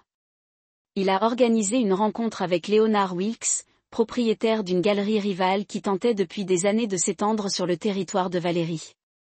Ils se sont rencontrés dans un bar chic de Back Bay, où Russell a présenté une proposition. Il financerait l'agrandissement de Wilkes dans un nouvel espace juste en face de la galerie Valérie, avec un bail de 5 ans garanti à des taux inférieurs au marché. Pourquoi ferais-tu ça? Demanda Walsh avec méfiance. Tout le monde sait que la galerie est le projet passionnel de votre femme. Les circonstances changent. Dit simplement Russell. Disons simplement que je diversifie mes investissements dans le monde de l'art. Au moment où il a quitté le bar, l'accord a été conclu. En quelques semaines, Valérie reviendrait pour trouver un concurrent majeur établi directement en face de sa galerie, soutenu par l'argent de son mari. Le téléphone de Russell sonna alors qu'il se dirigeait vers sa voiture. Valérie, après près de 3 jours en ignorant ses appels, il a décidé de répondre à Russell. Enfin, dit-elle, sa voix un mélange de soulagement et d'irritation. Nous devons parler de ce qui se passe, ce traitement silencieux enfantin. Où es-tu, Valérie? Russell interrompit calmement. Il y a eu une brève hésitation. Santa Fe, bien sûr, nous sommes le salon de l'art. Arrêtez de mentir. Russell a dit que sa voix durcit. Je sais que tu es à New York. Je sais que tu es avec Aaron Patterson. Je connais les 1,2 million de dollars que vous avez cachés. Je sais tout. Le silence à l'autre extrémité s'étendait pendant plusieurs secondes. Russell Valérie a finalement dit sa voix plus silencieuse. Nous devons maintenant en discuter comme des adultes. Quoi que vous pensiez, vous savez, je ne pense pas que je sais. Russell a coupé et il n'y a rien à discuter. Vous pouvez vous attendre à des papiers de divorce d'ici la fin de la semaine. Ne vous embêtez pas à rentrer à la maison. J'ai changé les verrous et les codes de sécurité. Vous ne pouvez pas simplement jeter 25 ans. La voix de Valérie se leva avec une véritable panique. Oh, Russell, s'il vous plaît parlons de cela. Nous pouvons le résoudre comme vous l'avez travaillé avec Patterson. Russell rit froidement. Dites-moi, sait-il que le FBI construit une affaire contre lui pour la contrefaçon artistique et le trafic d'antiquités volées? Sait-il qu'ils ont des photographies, des dossiers financiers, des témoignages d'anciens associés? Sait-il qu'ils viendront bientôt pour lui? Valérie Alted, que as-tu fait? Je n'ai fait que d'exposer la vérité. Russell a répondu. En revanche, vous avez détruit notre mariage, impliqué notre fille dans des activités criminelles et mené plus d'1 million de dollars de moi. Alors dites-moi, Valérie, ce qui est exactement là pour travailler. Il a mis fin à l'appel avant qu'elle ne puisse répondre et a conduit à la maison en se sentant une sombre satisfaction. Le sol se déplaçait sous leurs pieds. Maintenant, nous ne saurons plus rien à faire. Y danse? Nous avons un mandat pour rechercher les 2 emplacements. 1 heure plus tard, elle a l'air inquiet. Papa, que se passe-t-il? Vous aviez l'air sérieux au téléphone. Russell a fermé sa porte de bureau et a expliqué la situation, les activités criminelles de Patterson, le plan raid du FBI pour ce soir-là, la possibilité que Valérie soit interrogée ou même arrêtée. Tyler écouta dans un silence stupéfait, son visage poussant plus pâle à chaque révélation. Madison aussi, a-t-il finalement demandé à sa voix à peine au-dessus d'un murmure. Russell hocha la tête sombrement. Elle recrute des clients pour le programme de contrefaçon de Patterson. Le FBI a ses messages textes pour discuter de marques spécifiques et comment les exploiter. Tyler coulait dans une chaise passant ses mains dans ses cheveux. Jésus, papa, c'est bien au-delà de ce que je pensais se passer. Je pensais que maman avait une liaison, peut-être dépensé trop d'argent, mais je sais. Dit tranquillement Russell. Je ne voulais pas non plus le croire, mais les preuves sont indéniables. Que se passe-t-il maintenant? A demandé Tyler. Ce soir, Patterson sera arrêté. Votre mère sera probablement amenée pour interroger Madison également. Il y aura peut-être une couverture médiatique. Patterson est bien connu dans le monde de l'art et l'ampleur de son opération de contrefaçon est importante. Russell a remis à Tyler une carte de visite. Il s'agit des coordonnées de l'agent Bishop. Si les journalistes vous approchent, dirigez-les vers elle. Ne rien dire. Tyler hocha la tête numériquement, fixant la carte. Papa, tu as fait ça? Configurez-les pour le FBI, je veux dire? Russell a rencontré le regard de son fils régulièrement. J'ai fourni des preuves d'activité criminelle aux autorités appropriées. Ce qui se passe ensuite est hors de mes mains. Cette nuit-là, Russell a regardé les nouvelles locales de son bureau à domicile. Le raid sur la galerie de Patterson a fait les images de diffusion en soirée des agents du FBI menant Patterson dans les menottes portant des boîtes de preuves de la galerie. Valérie était brièvement visible en arrière-plan. Son visage pâle de choc. Alors que les agents l'ont interrogé, son téléphone a bourdonné un texte de Madison. « Qu'avez-vous fait ?» Ils interrogent maman. C'est fou. Appelez-moi maintenant. Russell n'a pas répondu. Au lieu de cela, il a ouvert son ordinateur portable et a rédigé un email au conseil d'administration de son entreprise et des investisseurs clés expliquant que sa famille était impliquée dans une situation juridique qui pourrait générer une publicité négative, mais leur assurer que Blackburn Property était isolé de tout retombée. Le sol avait changé. Maintenant est venue l'avalanche, chapitre 5. La chute de Domino. Vendredi matin, l'arrestation de Patterson était devenue une histoire majeure dans les médias locaux de Boston et le monde national de l'art. Un éminent propriétaire de la galerie chargé dans un système de contrefaçon d'art massif, lisez le titre du Boston Globe. Le nom de Valérie est apparu dans le 3e paragraphe, décrit comme un proche associé de Patterson qui coopère avec les enquêteurs. Russell était assis à son îlot de cuisine à boire du café et à lire la couverture sur sa tablette. Son téléphone sonne constamment depuis que la nouvelle a éclaté, des amis, des associés commerciaux, des connaissances sociales, tous curieux du scandale et de son lien avec lui. Il avait demandé à Diane de filtrer tous les appels et de prendre des messages. La seule personne à qui il parlait était Tyler, qui avait appelé tard la nuit précédente après avoir vu la nouvelle. Maman a essayé de m'appeler, avait dit Tyler, sa voix tendue. Je n'ai pas repris. Je ne sais pas quoi lui dire en ce moment. Vous n'avez rien à dire, lui avait assuré Russell. C'est entre votre mère et les autorités. Vous n'êtes pas impliqué. Maintenant, alors qu'il terminait son café, la sonnette a sonné. Russell a vérifié la caméra de sécurité et a été surpris de voir Madison se tenir debout à sa porte, l'air ébouriffé et frénétique. Contre son meilleur jugement, il ouvrit la porte. « Tu es salaud. » Madison siffla, le poussant devant le hall. « Bastard absolu. Avez-vous une idée de ce que vous avez fait ?» Russell a fermé la porte calmement. « Je crois avoir exposé une entreprise criminelle qui opérait à la galerie de votre mère, une entreprise dans laquelle vous étiez impliqué, si je ne me trompe pas. » Le visage de Madison roulait rouge. « C'est ridicule. Je ne savais rien des contrefaçons. » Non, Russell se dirigea vers son bureau, Madison suivant derrière lui. Il s'assit à son bureau et ouvrit son ordinateur portable. Donc, ces messages textes entre vous et Patterson discutant des marques pourraient être sensibles à des pièces particulières en raison de leur expertise limitée? C'était une question de vente d'art légitime. Il tourna l'écran vers elle, affichant des copies des conversations textes que Mara avait récupérées. Le visage de Madison est passé du rouge au blanc en les lisant. « Comment as-tu » Elle a cessé d'avaler fort. Ce n'est pas à quoi ça ressemble. Le FBI semble penser que c'est. Russell a répondu uniformément. Ils ont aussi ces messages, Madison. Ils savent que vous recrutiez des acheteurs riches pour les contrefaçons de Patterson. Madison s'est effondré sur une chaise, sa bravade s'évaporant. Ils m'ont interrogé pendant des heures hier, a-t-elle admis, sa voix petite, mais je leur ai dit que je ne savais pas. L'art était faux. Je pensais que j'avais juste aidé la galerie de maman à faire des ventes. Et vous ont-ils cru? Demanda Russell.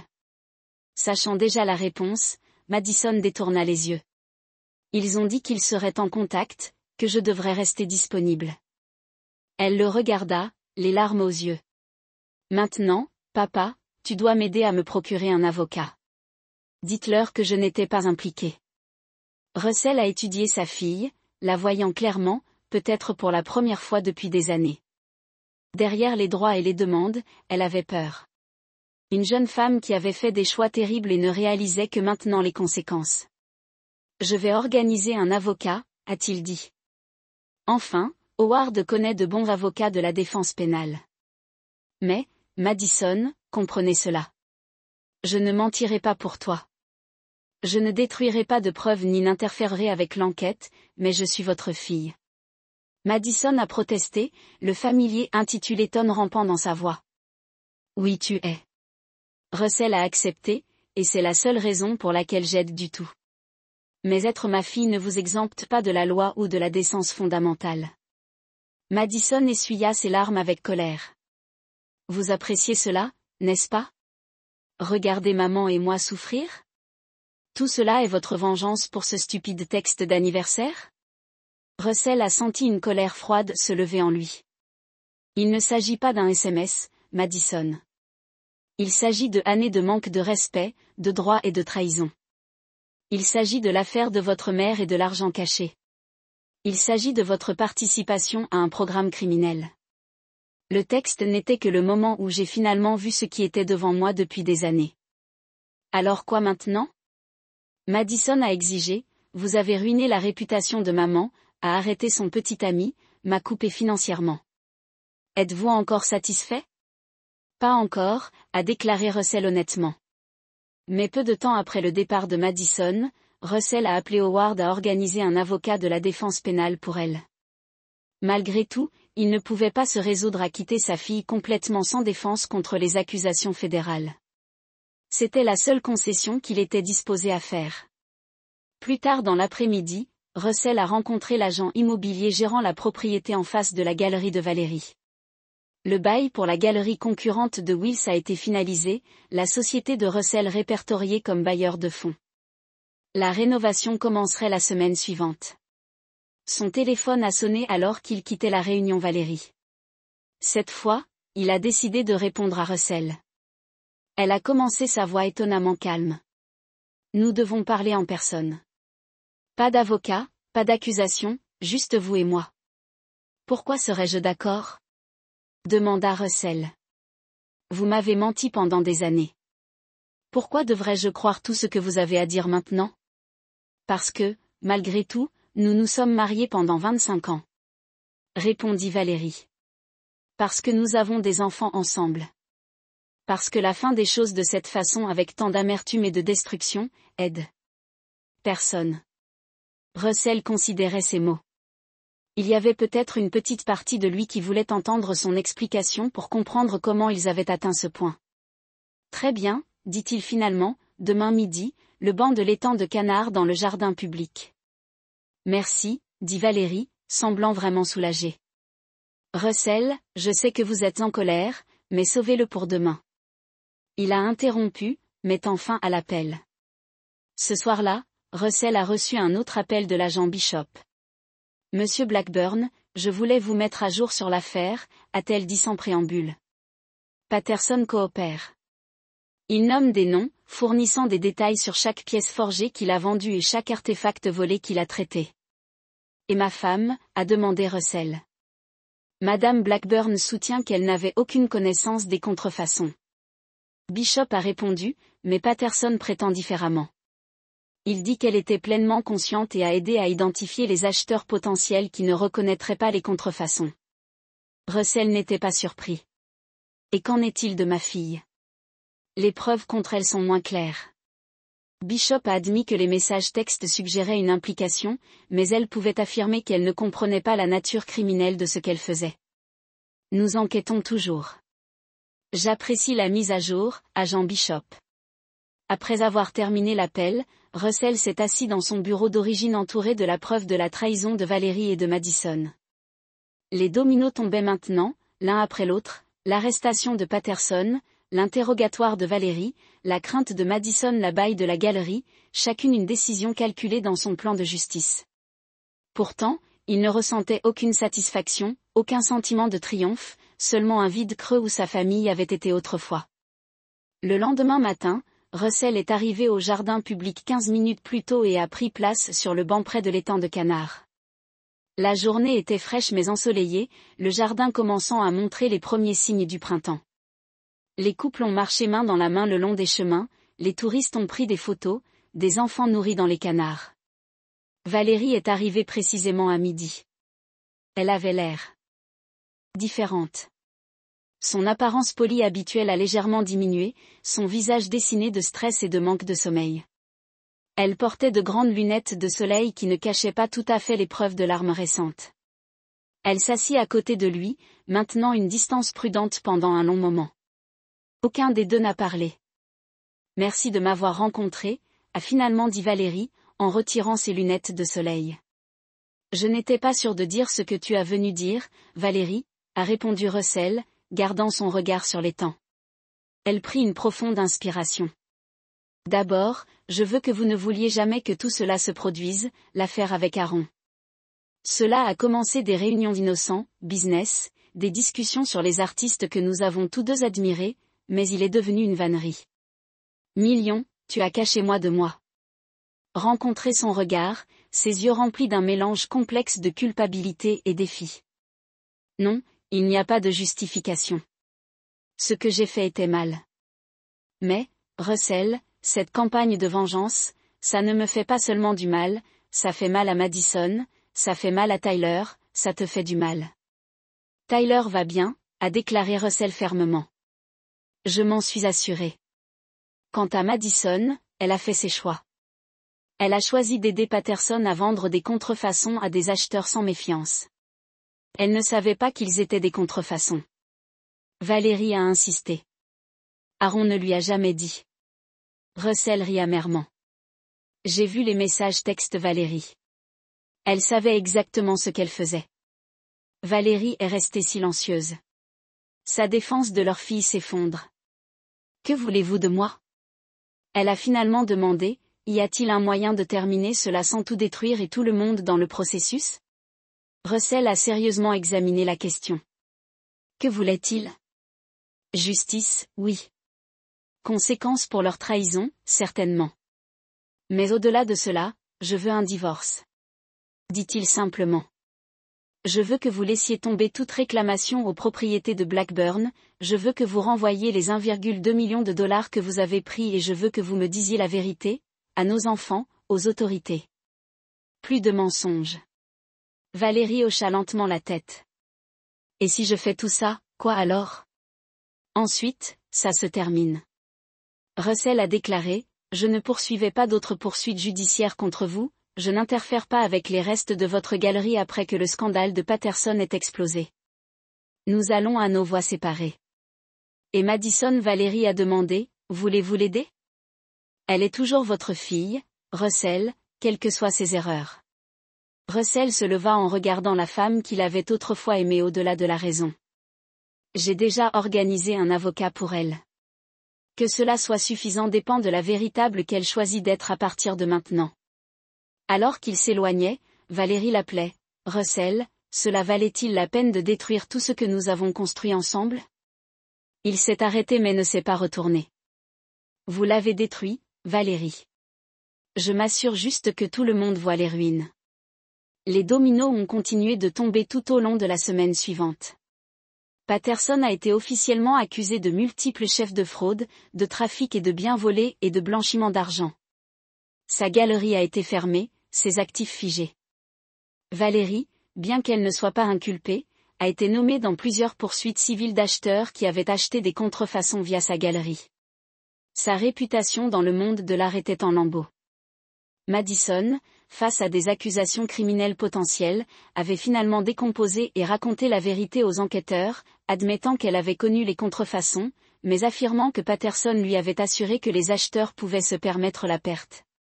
En échange de son témoignage contre Patterson, on lui a proposé un accord de plaidoyer qui entraînerait probablement une probation plutôt que des délais de prison.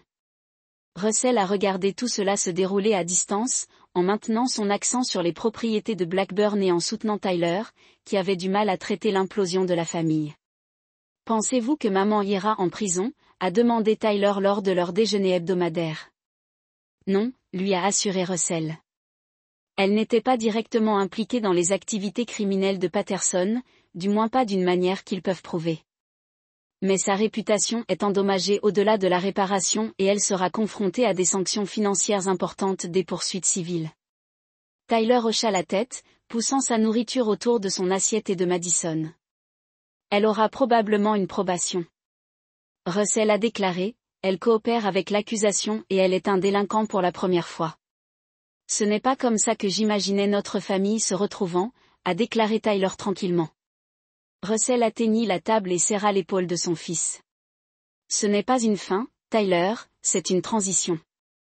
Aussi douloureux soit-il, c'est nécessaire. A Russell drove back to the office after lunch, et reflectait dont Tyler S. Ward, en ending, à transition. Perhaps both were true. The family had known, the family had believed in, was indeed ending. But something else was emerging from the wreckage, something harder, clearer, more honest. The domino had fallen. Now it was time to see what remained standing. Chapter 6. Blood and Water. 6 weeks after Patterson's arrest, Russell sat in Howard's office reviewing the final draft de son règlement de divorce avec Valérie. Issu, malgré lui. Howard hocha la tête. Son avocat n'était pas content, mais Valérie a insisté. Je pense qu'elle reconnaît que les combats ne feraient que prolonger la douleur et peut-être l'exposer à un examen supplémentaire concernant les opérations de Patterson. Russell a signé les documents sans hésitation et l'accord de plaidoyer de Madison a finalisé hier. Howard confirmé, 5 ans de probation, 200 heures de service communautaire et coopération avec les poursuites en cours de Patterson et de ses associés. Pas de prison, bonne, a déclaré Russell, se surprenant avec le véritable soulagement qu'il ressentait, malgré tout. Il n'avait pas voulu voir sa fille emprisonnée. Howard l'a étudié attentivement. Êtes-vous satisfait maintenant, Russell? Votre calcul a-t-il réalisé ce que vous vouliez? Russell a examiné la question. Il ne s'agit pas de satisfaction, Howard, c'est une question de justice. Les actions ont des conséquences. Ils font enfin face à la leur, Howard, côté. Et qu'en est-il du pardon? 25 ans de mariage, une fille que vous avez élevée, cela ne compte-t-il pas pour rien? Le pardon est gagné, a répondu Russell fermement. Aucun d'eux n'a même vraiment reconnu la profondeur de leur trahison, et encore moins a montré de véritables remords. Ils sont désolés qu'ils se soient pris, désolés que leur vie confortable ait été perturbée. Ce n'est pas la même chose que d'être désolé pour ce qu'ils ont fait. Après avoir quitté le bureau de Howard, Russell s'est rendu sur le site de son dernier projet de développement à South Boston. Le complexe Arborview était son entreprise la plus ambitieuse à ce jour, un développement à usage mixte qui transformerait un bloc entier d'anciens espaces industriels en copropriété de luxe, des vitrines de vente au détail et un parc au bord de l'eau. Alors qu'il marchait sur le site avec son chef de projet discutant des délais de construction et des sélections de matériaux, Russell a ressenti un sens de l'objectif qu'il n'avait pas connu depuis des mois. C'était son héritage, pas un mariage raté ou une fille duplicité, mais l'impact tangible de son travail sur la ville qu'il aimait. Son téléphone bourdonnait d'un texte de Tyler. « Papa, pouvons-nous nous rencontrer ? Quelque chose d'important dont j'ai besoin pour discuter ?» Russell a immédiatement répondu, « Bien sûr, dîner ce soir, 19h à Morton. » La réponse de Tyler est venue rapidement. « En fait, pourriez-vous venir à mon appartement à la place, plus privé ?» Russell a ressenti un pincement de préoccupation. « Tout va bien, oui, il suffit de parler. » Cette œuvre ce soir-là. Russell est arrivé à l'appartement de Tyler avec des plats à emporter de la place de barbecue préférée de son fils. Tyler ouvrit la porte, l'air nerveux mais déterminé. « Merci d'être venu, papa, dit-il, prenant les sacs de nourriture. Et merci d'avoir apporté le dîner. » Russell l'a suivi immédiatement, remarquant que l'appartement semblait différent, plus propre que d'habitude, avec des chaises supplémentaires apportées de quelque part. « Que se passe-t-il, Tyler ?» a-t-il demandé, son instinct soudain en alerte. « Vous semblez tendu. » Tyler a mis la nourriture sur le comptoir de la cuisine et s'est tourné pour faire face à son père. « Je vous ai demandé ici parce qu'il y a quelque chose dont nous devons discuter en famille. » Avant que Russell ne puisse répondre, il y a eu un coup à la porte. Tyler a déménagé pour y répondre et Russell a regardé avec incrédulité Valérie entrer, suivie de Madison. « Qu'est-ce que c'est, Russell ?» exigea, sa voix se durcit alors qu'il se tourna vers Tyler. « Une embuscade, pas une embuscade, papa. » Tyler a dit fermement, « une conversation depuis longtemps. » Russell a regardé de son fils à son ex-femme et à sa fille bientôt. Valérie avait l'air plus mince qu'il ne se souvenait. Sa posture confiante habituelle a diminué. Madison ne pouvait pas rencontrer ses yeux, fixant le sol avec une humilité inhabituelle. « Je n'ai rien à leur dire », a déclaré Russell froidement. « Alors écoutez, » Tyler a insisté. « S'il vous plaît, papa, sinon pour eux, alors pour moi. » Russell hésita, voyant le plaidoyer sérieux dans les yeux de son fils. Enfin, il a hoché la tête une fois et s'est assis dans le salon, aussi loin de Valérie et de Madison que le petit appartement le permettait. « Merci d'être venu, Russell. » Valérie a commencé avec prudence, prenant un siège en face de lui. « Je sais que ce n'est pas facile. Tyler n'a pas mentionné que vous seriez ici. » Russell a répondu uniformément. « S'il l'avait fait, je n'aurais pas venu. »« Je sais, » a admis Tyler. « C'est pourquoi je ne vous ai pas dit. »« Mais, papa, ça doit arriver. Nous sommes toujours une famille, que vous vouliez le reconnaître ou non. » Pour demander le pardon, Russell. Opération de long. « De vous, » dit Russell, sarcastiquement, allumant l'amant de votre mère pour vous sauver. « Ce n'est pas juste, papa, » interdit Tyler. Madison a fait des erreurs, sérieuses, mais elle en prend la responsabilité. Est-ce que Russell est difficile ou fait-elle tout ce qu'il faut pour rester en dehors de la prison ? Il y a une différence, Tyler, tu as raison. Madison a admis, surprenant Russell. Au début, j'essayais juste de me sauver, mais j'ai eu beaucoup de temps pour penser ces dernières semaines sur qui je suis devenue, sur les choix que j'ai faits. Elle a avalé fort. Je n'ai pas aimé ce que j'ai vu. Je ne veux plus être cette personne. Russell a étudié sa fille, à la recherche de signes de la manipulation dans laquelle elle avait toujours été qualifiée. Au lieu de cela, il a vu quelque chose de inconnu dans son expression, une vraie honte. J'ai postulé pour des emplois, a poursuivi Madison lorsque Russell n'a pas répondu. Les vrais, pas dans le monde de l'art, les positions d'entrée de gamme où je peux travailler sur le mérite, pas sur les connexions. Et j'ai trouvé un appartement moins cher que je peux me permettre. Avec quel argent? Demanda Russell sceptiquement. J'ai coupé votre accès à tous les comptes. J'ai vendu mes vêtements et mes sacs de créateur, a déclaré Madison, en regardant son jean et son pull nature et mes bijoux. C'était suffisant pour un dépôt de garantie et à quelques mois de loyer jusqu'à ce que je trouve du travail. Russell a haussé sa précieuse collection de créateurs. Russell Valérie a déclaré en douceur, nous ne vous demandons pas de nous pardonner ou de nous faire confiance. Nous savons que ce n'est pas possible en ce moment, peut-être jamais. Mais Tyler nous demande de trouver une voie à suivre qui ne le garde pas pris au milieu déchiré entre sa loyauté envers vous et son amour pour nous. Russell se tourna vers son fils, voyant la pression sur le visage de Tyler. De toutes les personnes impliquées dans ce gâchis, Tyler était le parti innocent, mais il souffrait néanmoins, contraint de naviguer dans les restes brisés de leur famille. Que proposez-vous exactement? A demandé Russell, dirigeant la question à Tyler. Civilité? Tyler a répondu simplement, pas la réconciliation, pas le pardon si vous n'êtes pas prêt à lui donner juste la civilité, la capacité d'être dans la même pièce sans hostilité, de communiquer sur des questions pratiques sans colère et amertume. Russell considérait les paroles de son fils, la civilité. C'était une petite demande, mais elle semblait monumentale, étant donné la profondeur de la trahison qu'il avait connue. Et qu'en est-il du règlement du divorce? Russell a demandé à Valérie, êtes-vous toujours d'accord sur les conditions? Oui, dit fermement Valérie. Je ne veux pas te combattre là-dessus, Russell. Je sais que ce que j'ai fait était mal. Le règlement est juste, plus que juste, compte tenu des circonstances. Russell se leva et se dirigea vers la fenêtre, regardant les lumières de la ville pendant qu'il rassemblait ses pensées. Une partie de lui voulait sortir pour continuer son plan de couper complètement Valérie et Madison de sa vie. Mais une autre partie qu'il avait ignorée, reconnaissait le bilan de cette approche qui prenait Tyler. Je peux être civil. Russell a finalement dit, se retournant pour les faire face pour le bien de Tyler. Mais comprendre ceci, la civilité n'est pas le pardon, ce n'est pas la réconciliation, c'est un cessez-le-feu, rien de plus. Le soulagement de Tyler était palpable. Merci, papa. C'est tout ce que je demande en ce moment. Ils ont dîné ensemble dans une étrange atmosphère tendue, la première fois qu'ils étaient autour de la même table depuis des mois.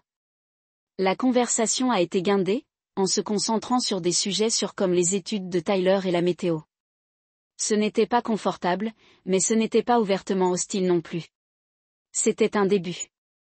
Alors que la soirée touchait à sa fin, Madison s'approchait de Russell avec prudence tandis que Valérie aidait Tyler à se nettoyer dans la cuisine.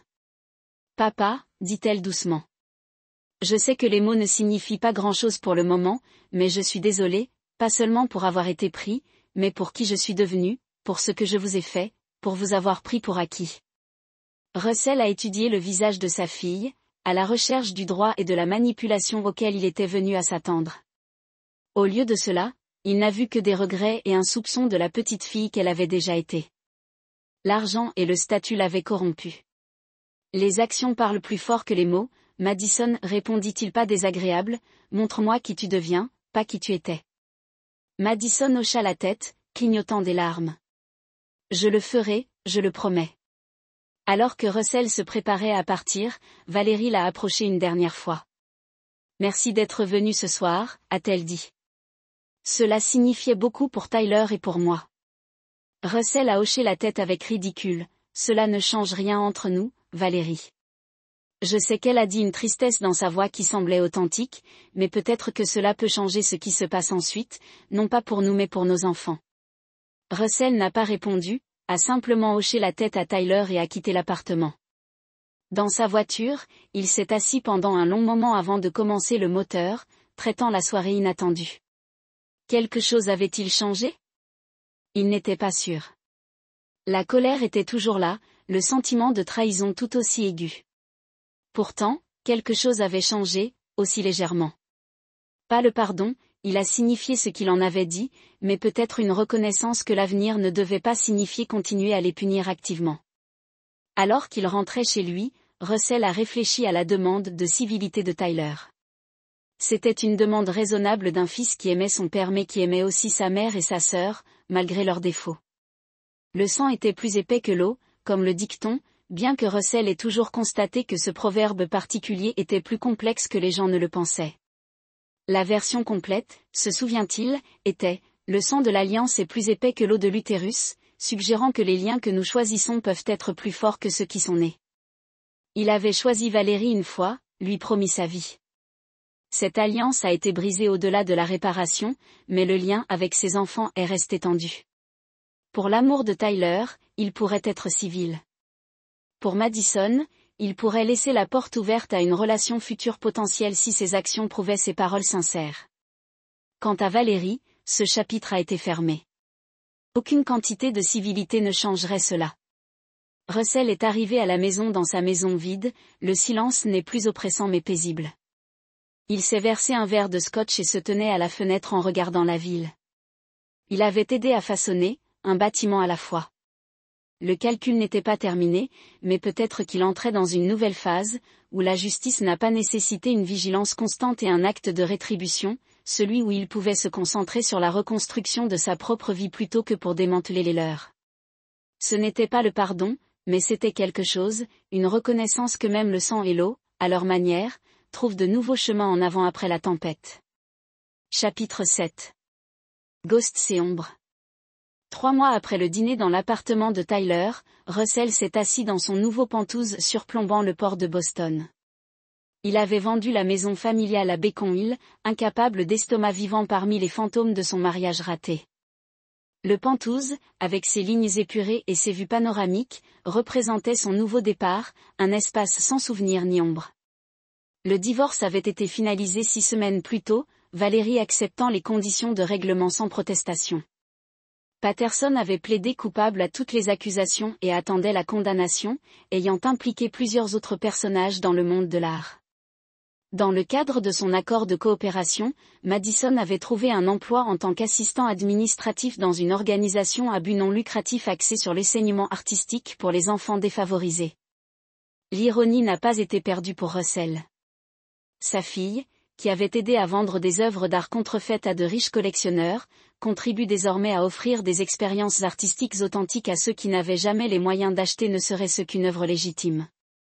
Tyler avait terminé sa première année avec mention et effectuait actuellement un stage dans une société d'ingénierie. Pendant l'été, il avait joué le rôle de pont, maintenant la fragile courtoisie entre Russell et les autres, organisant des dîners de groupe occasionnels qui restaient gênants mais n'étaient plus activement hostiles. Russell avait tenu sa promesse de civilité mais avait gardé sa distance émotionnelle. Les blessures étaient encore trop fraîches, la trahison trop profonde pour autre chose. Son interphone sonna, interrompant ses pensées. Monsieur Blackburn, Howard Griffith est là pour vous voir. Le concierge de son immeuble annonça, faites-le monter, s'il vous plaît. Russell a répondu. Howard arriva quelques instants plus tard, une mallette à la main, l'air inhabituellement sombre.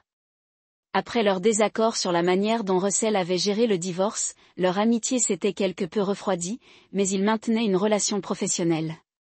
Russell Howard le salua, acceptant le verre de scotch offert. Merci de m'avoir reçu dans un bref délai. Bien sûr, répondit Russell, faisant signe à Howard de s'asseoir. Que se passe-t-il? Vous aviez l'air inquiet au téléphone. Howard posa sa mallette sur la table basse et l'ouvrit. J'ai reçu aujourd'hui des informations que vous devez connaître. Elles concernent Patterson et, indirectement, Valérie. Russell se tendit, et eux? La coopération de Patterson avec le gouvernement fédéral a été étendue. Expliqua Howard en sortant un dossier. Il nomme toutes les personnes impliquées dans ces stratagèmes et essaie de réduire sa peine. Russell le parcourut rapidement, son expression s'assombrissant à mesure qu'il lisait. Selon Patterson, Valérie avait été bien plus impliquée dans le stratagème de contrefaçon qu'on ne le pensait auparavant. Elle n'avait pas été